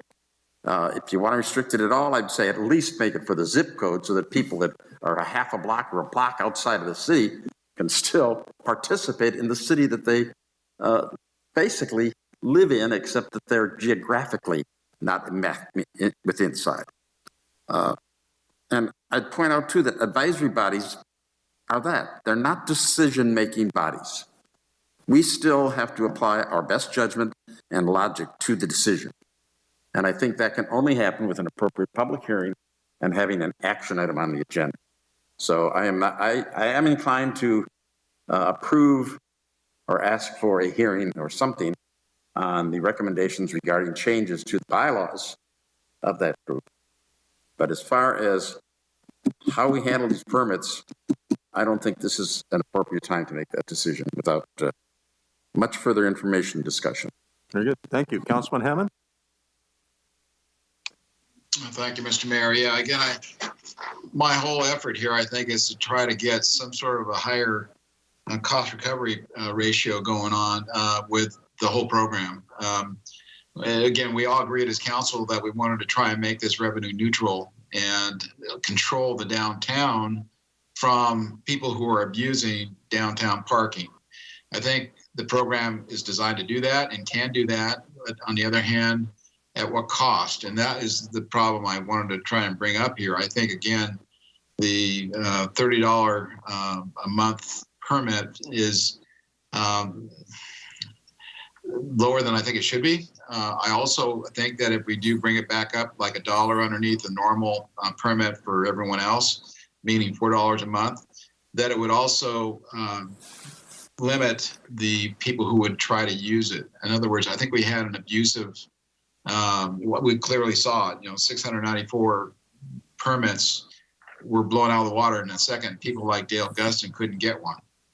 Okay, so, factor of controlling people who would be interested would be a factor of cost also. But on the other hand, bringing the cost up is going to keep the whole project more, level with regard to deficit spending here. So, as far as putting this off, I don't think it's time sensitive. Maybe staff can, weigh in on that.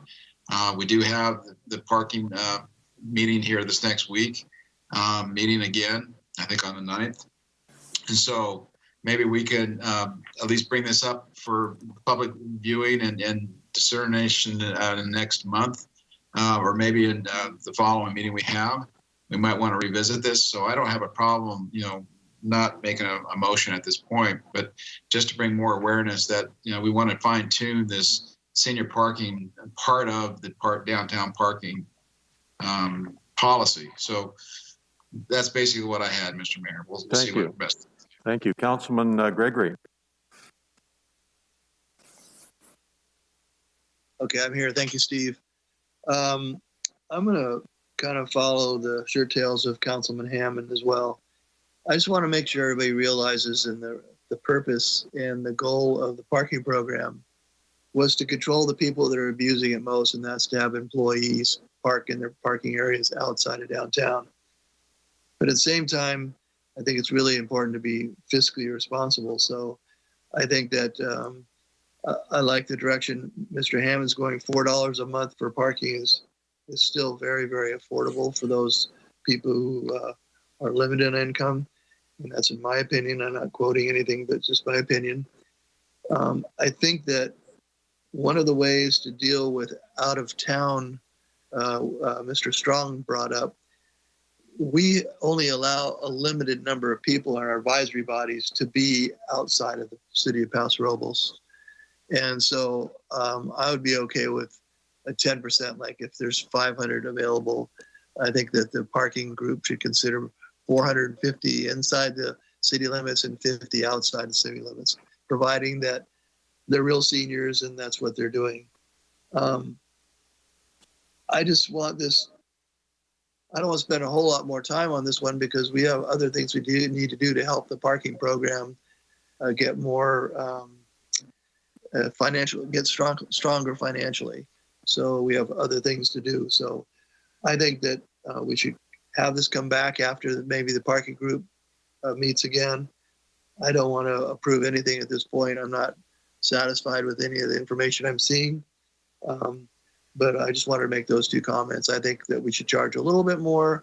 And then I don't know how to deal with Mr. Gustin's problem of not getting one of these permits, but maybe he should be a little quicker at pulling the trigger. So anyway, that's all I have to say. Thank you. Thank you. Councilwoman Garcia. Yes, sir. I agree that I'm okay with waiting for our next meeting. I don't know if we can do two different ones, or if we want to do, I agree with Mr. Fred Strong that we can approve the bylaws situation and get that taken care of. But I'm okay with waiting on the financial discussions. Thank you. From my input, I think that the financial questions are worthy of waiting for. I think if we have more information coming, particularly in the fourth quarter, that's going to be instructive for us. So I think it's something that's worth waiting for. A couple of ideas that just occurred to me as we were discussing this, and people were bringing up different priorities. Obviously, cost recovery is a priority. Obviously, serving seniors at an affordable price is a priority. The issue of in-town, out-of-town. There are a lot of wheels moving here, and I want to assure the people that weren't at that DPAC meeting, the committee got in deep discussions about this. This is not something that they came to lightly. There was a lot of, I won't say dissension, but there was a lot of disagreement and a lot of talking before they came to the recommendations. So I really think they're doing their job well. A couple of ideas that if we're going to hold this over and we're going to wait for the information coming back to the parking committee, might want to throw out there for further discussion, which some of these things I didn't hear discussed, but just occur to me now. Obviously, we're going to return to the conversation about the basic rate. As council will remember, when this was first presented to us, it was a $60 a year rate. We went to $5 a year. Now we're talking about $30 a year. I think that I'm not oversimplifying this argument when I say this is a moving target. So we kind of need to. Thank you, sir. Public comment is finished. I think that we ought to have further discussion about how we delineate the people who can purchase permits. I think the zip code comments are pertinent. I think we might also discuss the idea of cost differential for permits from out-of-towners. You know, if it's going to cost $30 for a Paso Robles resident, maybe it costs $45 for somebody who is not a resident. Just something to talk about. Right now, everybody gets 2 free hours of parking every day. That's a lot of people parking for free. So one of the things under consideration should be, if we're seriously concerned about cost recovery, is modifying the amount of free parking that's given every day. Maybe 1 hour. We make more of that money back if we have 1 hour of free parking. Just an idea. And also the idea of split permit totals. In other words, 500 people from Paso Robles, maybe 100 people from outside of Paso Robles. I think these are all items that could be discussed by the committee at the same time that they discuss the new financials that come out and get a new set of recommendations coming back. That's just my thought on the matter. Mr. Mayor, if I may, the geographical restrictions were at the recommendations of the city attorney's office. So that was something that we had to make sure we were really tight on because that's just based on law. So that's kind of why that was set in that direction. And just one more thing for the council, that the current senior permit that we do have expire March 31st. Right. So that's why we're trying to get this to you guys now so we can get that program established. So my understanding is the next committee meeting is scheduled for the 9th. You're anticipating fresh financial information, and we'll be able to add some of these items to their agenda for discussion and bring it back as a public hearing item for the city council. Is there someone who would like to make a motion to that effect? Steve, Mr. Martin. Mr. Gregory. May I ask, I have a question, but I can go ahead and make a motion on this if I can come back with another question later. So. Okay. So, Mr. Mayor, I have questions as well. This is city manager. Okay. So, okay, so we got overlapping voices. Mr. Lewis, you have a comment? Yes, I'm just trying to figure out exactly, I guess this will come through the motion, exactly what council wants to hear and what the direction is to the parking committee. There was a lot of things discussed that went beyond this senior parking program. So just through the motion, I guess I want to make sure, I wrote down some notes, but I really want to make sure we hone in on meeting council's expectation and how it relates to what action or not council expects the parking committee to take at their next meeting. Okay, I'd recommend that we hear a motion and see if we get a second. And then if you have questions about clarifying that motion, we can move to that. Do we have a motion? Yes. So the only item I'd make a motion on is to revise the Downtown Parking Advisory Commission bylaws as recommended by the commission. Article 1, Section 3E2 to change to the month from January to August. Article 2, Section 5 of the bylaws to read chairperson and vice chairperson shall be elected annually in the August meeting from among the members of the commission. Do we have a second? I'll second that. We have a motion by Councilman Gregory, second by Councilwoman Garcia. If there's no further discussion, roll call vote, please. Councilmember Gregory. Aye. Councilmember Garcia. Aye. Councilmember Hammond. Aye. Councilmember Strong, Aye. Mayor Martin. Aye, motion passes 5-0. Is there another motion regarding the remainder of the issues that we discussed tonight? And please be explicit so that staff understands our action. Mr. Mayor, my motion would be to receive. Hang on. Go ahead, Mr. Strong. Yeah, I would move to receive and file and direct staff to bring back an additional recommendations from the advisory committee. Is there a second to the motion? Motion dies for lack of a second. Is there another motion? Mr. Mayor, this is Steve Gregory.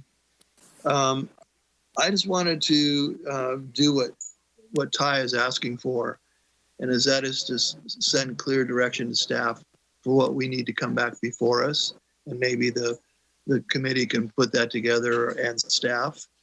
But that's to clarify the financial health of the program and how this will directly affect that program. And I think there's some other things to consider that haven't been mentioned, and I don't want to make this, I'm not making a motion, I'm just giving direction. No one's talked about the parking rate of going from $1 an hour to $2 an hour after the first 2 free hours. Mm-hmm. That should really be considered, since other cities in our county are charging $5 and $6 for the hours.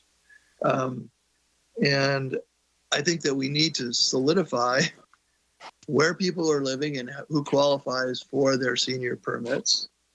And I think you need to really protect the employees continue to park in designated areas and out of the downtown, however that needs to be done.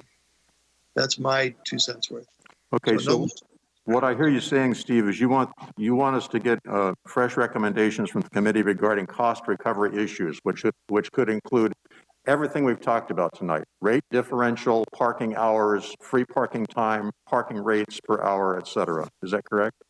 Yeah, and who to consider for that. If the city attorney says we can only restrict it to people inside the city limits, then we need to verify that still. So. Okay, I think we can do that right now. City Attorney, can you comment, please, on geographic restriction for membership? Sure. So the courts will give us great deference. The courts will give us great deference in creating this program as it relates to our citizens, right? People within our jurisdiction. We have a vested interest in them and in that. So that was why our recommendation was to limit it to city residents. We can look at zip codes and other things, but the farther you get from city residents, the more likely your program is to up for challenge. Very good. So answer number one is we can take the authority to restrict this to city residents to enjoy the benefits of this program. Any enlargement of that membership beyond city boundaries opens it up for question. Correct. And we can certainly look at different ways to do that if that's where the commission and the council wants to go. And we'll sort of weigh those risks for you when we bring it back. Very good. Mr. Strong. Yeah, further question then. So if we differentiated between different rates for citizens in the city limits and those, say, within the zip code that are outside of the city limits, that might be allowable? It might be. We need to check. Oh, thank you. Okay. Do we have a motion? Mr. Mayor, I don't know if we really need a motion, but more direction to staff. I think, is Ty okay with what we're talking about? Mr. Lewis, comments? Yeah, I just want to clarify again so that we hit the mark. You're asking staff to do a comprehensive look at the financials on the parking program and what it would take to achieve cost neutrality. As a part of that, looking at a subset, which is the senior parking program, and options for what it sounds like is how we determine the correct amount to achieve cost neutrality. That's the part that we're trying to figure out, and what we need to examine, what factors we should be looking at with respect to the way to set the proper fee for parking beyond what the downtown parking committee's already looked at. Mr. Strong. Yes, I don't think we're trying to say that the senior parking permits should be the vehicle whereby we make the entire parking program whole. No, I'm not suggesting that, Mr. Strong. I'm just trying to figure out the nexus to, as you pointed out, that I don't know that the needle is going to be moved no matter what the rate is without, looking at full cost recovery. So I guess are you looking for a report from the DPAC directly that justifies their stance on this $30 number and then allow council to set their own rate based upon their own discussion? Or do you feel further analysis is required on that rate structure based upon the financials? So I'm going to jump in here and say, according to the discussion I've heard tonight, is council wants to hear the latest financials on the parking program revenues. And the rest of your question, I would say yes. We want their analysis, we want staff analysis on the issues related to cost recovery. But Mr. Mayor, don't you think that the issue of cost recovery and the financials is a separate issue from senior permits? No, I don't. They're both related to parking, but I can't see linking those two necessarily. We've been linking them for the last half hour. I know, Yeah. and I think that's a mistake. I think Councilman Strong, this is John. I think, again, it's certainly a puzzle piece in this whole thing. It's not going to be the wherewithal to get everything in the correct place, but it's a puzzle piece. So personally, Mr. Mayor and Ty, I think, again, the committee should reflect on how their recommendation would be to get the parking program to full cost recovery and say we're starting over again, maybe 3 to 4 years from now versus 5 originally when we first started this thing 3 years ago. I mean, we're basically starting over, but I want to have a plan basically to hear from them, recommendation for us to approve and discuss to get this parking program to a revenue neutral situation. Okay, that was my goal, and working on the $30 senior permit. That's just one part of this. No, it's not going to fix it, but what I'm getting at is a puzzle piece, Fred, and that's what I'm saying. There might be other parts, and we've heard testimony tonight that there's all kinds of ways that Caleb can recommend to get us there, and same way with Dixon, to give us options of how to get there. And Mr. Mayor, I don't disagree with what Mr. Hammond just said, but that's why I was saying I think that they're somewhat different issues, and that if the more we combine these in one discussion, the more confusing it's going to get, rather than clarify. So I realize that we only need to give staff direction, but I'm going to go ahead and make a motion. I'm going to move that we table this issue until after the parking committee has had the opportunity to study the most recent financial information, apply that information to strategy alternatives aimed at increasing cost recovery, and also bring us more recommendations on geographic limitations on who and who cannot own a permit. Well, and other matters regarding senior parking. Well, and I'll second that motion. Okay, I have a motion from the mayor, second from Councilman Strong. Conversation about the motion, Mr. Gregory? Yes, I do have a conversation about that. So the only thing that's important right now for our police department, our police staff, is that we have a pretty short fuse on March 31st on the senior parking program. So I think we could get all this information in front of us, but I think we need to realize we have a deadline to meet of March 31st so the seniors can count on something coming up no matter what it is. Or we could extend those permits. Yeah, you're right, Stephen. As Councilman Strong says, if we get up to the deadline, we can extend the permits until we get a chance to implement a new program. Anything else on that, Mr. Hammond? Other than, as far as the options here, A through H, I think we are all pretty much in agreement. A through G, excluding the actual permit cost, is really where I think, stopped and went sideways on this. I think that's not true. Okay, then there's other things to talk about then, but most all those I think were pretty much okay as proposed, but from the committee. Not A. But okay, so I appreciate that. The motion that I've made has been to delay this until after the next committee meeting, though, which would include a delay on all of those. Mr. Strong, any further conversation? No. Councilwoman Garcia? No. Is there any further discussion on the motion? Roll call vote, please. Mayor Martin, Yes. Councilmember Strong, Yes. Councilmember Garcia, Yes. Councilmember Gregory, Yes. and Councilmember Hammond. aye. Thank you very much. The motion passes 5-0. This continues to be an intricate and involved situation, and it warrants additional conversation so we can get it as right as possible when we finally get to a solution.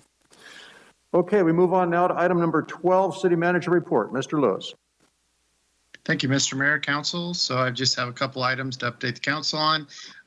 Based upon our last conversation at the last city council meeting, staff has hired an outside consultant to evaluate the fields, the softball fields out at Barney Schwartz Park. So we're expecting a comprehensive report regarding the conditions of the field by a third-party, uninvolved outside contractor that will kind of give us some direction on where they think improvements, if any, are needed.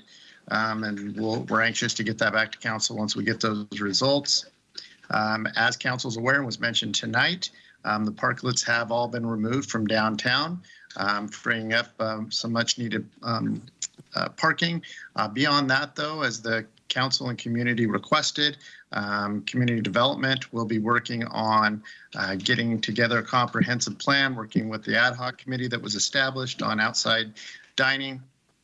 Probably in the springtime, in earnest, late spring, to begin to look at ideas and what we need to do to forward that. I know that it's a great public concern.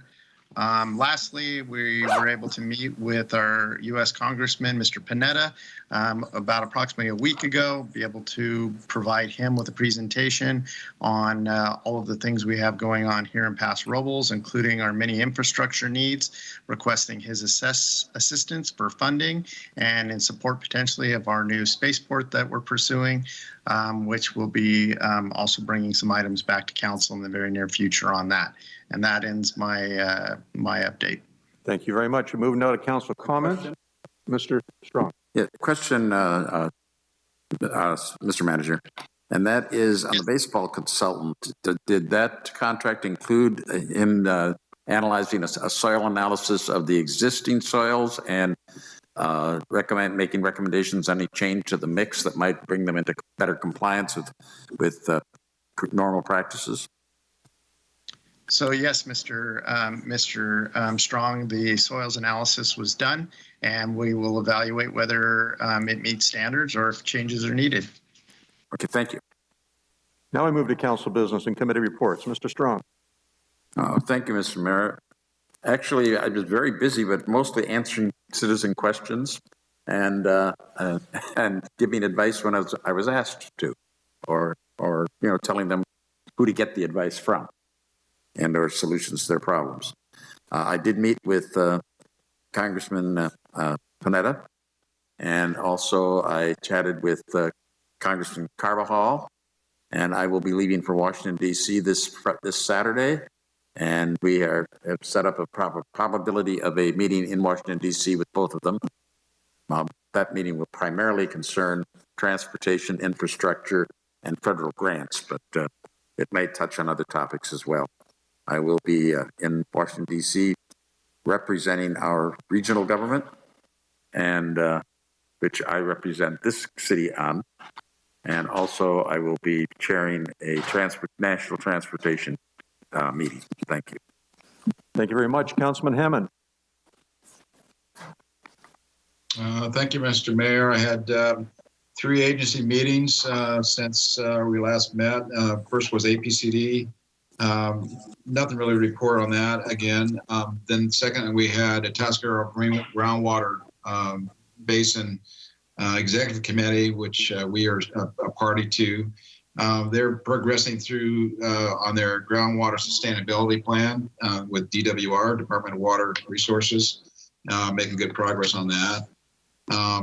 And then finally, Airport Commission was last week, where we got a report on spaceport. Looks like and sounds like we have our spaceport consultant has been engaged, and hopefully contract should be signed here within days where he can start, hopefully anytime.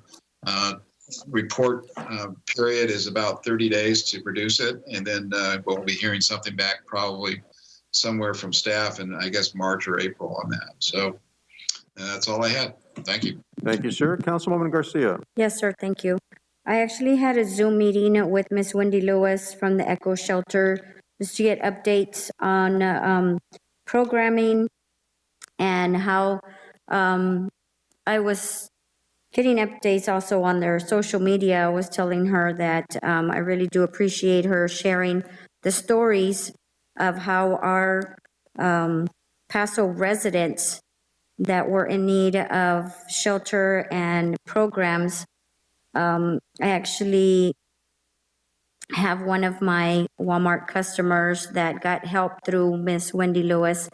And when I saw him on social media and then I saw him at the pharmacy, he and his family were so grateful that the shelter helped him get a full-time job and get back on track with his family. So that was great success. I know it's one of many, so I was very excited to hear that.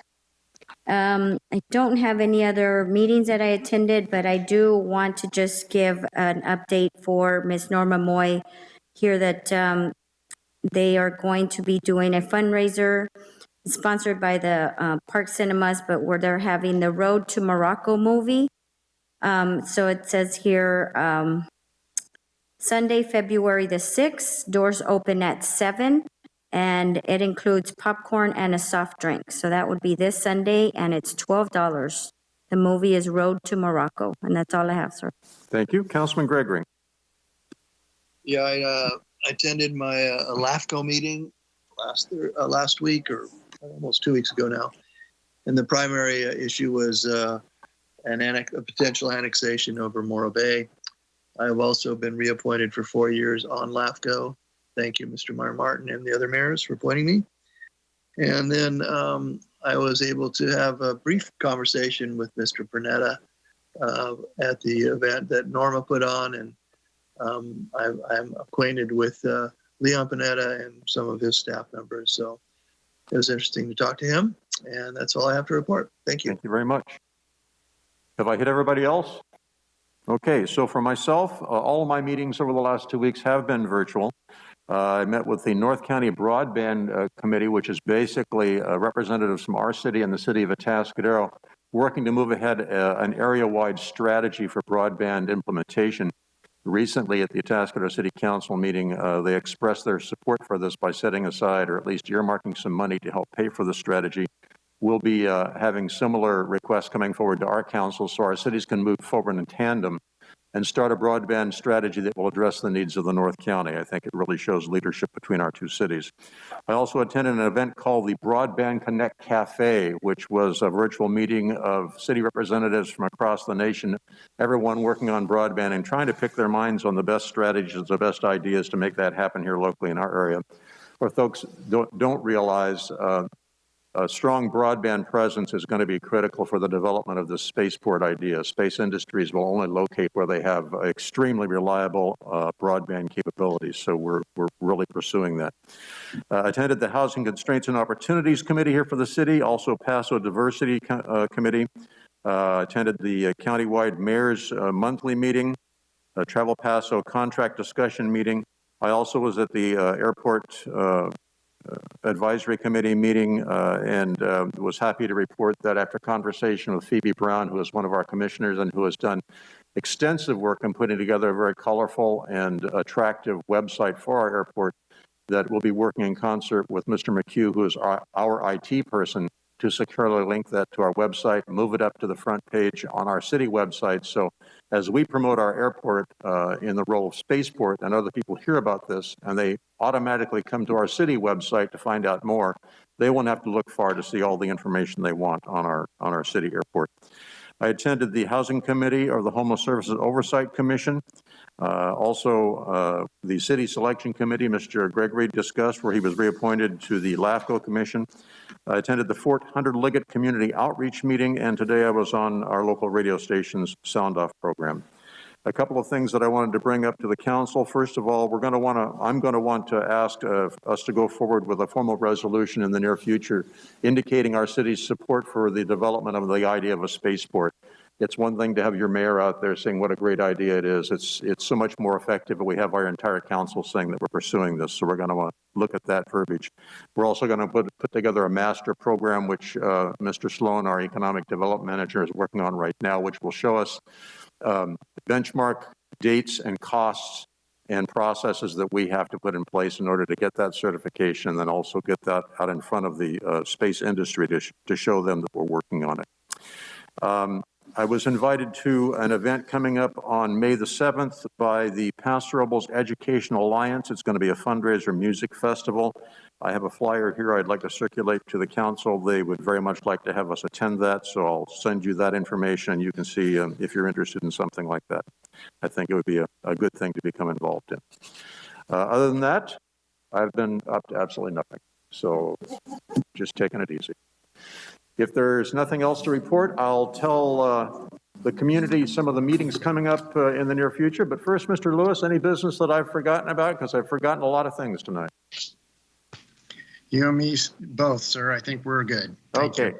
Upcoming event, City Council special meeting Thursday, February the 3rd. We're going to be interviewing some potential committee members. That'll be at 5 p.m. Development Review Committee meeting Monday, February 7th, 3:30 p.m. Planning Commission meeting Tuesday, February the 8th, 6:30 p.m. The Downtown Parking Advisory Commission meeting Wednesday, February the 9th, 6:30 p.m. Library Board meeting Thursday, February the 10th at 9 a.m. Housing Constraints and Opportunities Committee meeting Thursday, we already did that. We don't need to worry about that again. Senior Citizen Advisory Commission meeting will be February the 14th at 1:30 p.m. Development Review Committee meeting Monday, February 14th, 3:30 p.m. And the next regular City Council meeting will be Tuesday, February the 15th at 6:30 p.m. And the deadline for submitting items for the regular meeting on the 15th is Wednesday, the 16th. So you might want to get right on that. If there's no further business for the council, I would entertain a motion to adjourn. So moved, Mr. Mayor. Second. Got a motion by Councilman Strong, second by Councilman Gregory. All those in favor signify by saying aye. Aye. Opposed? Aye. We are adjourned. Thank you all for your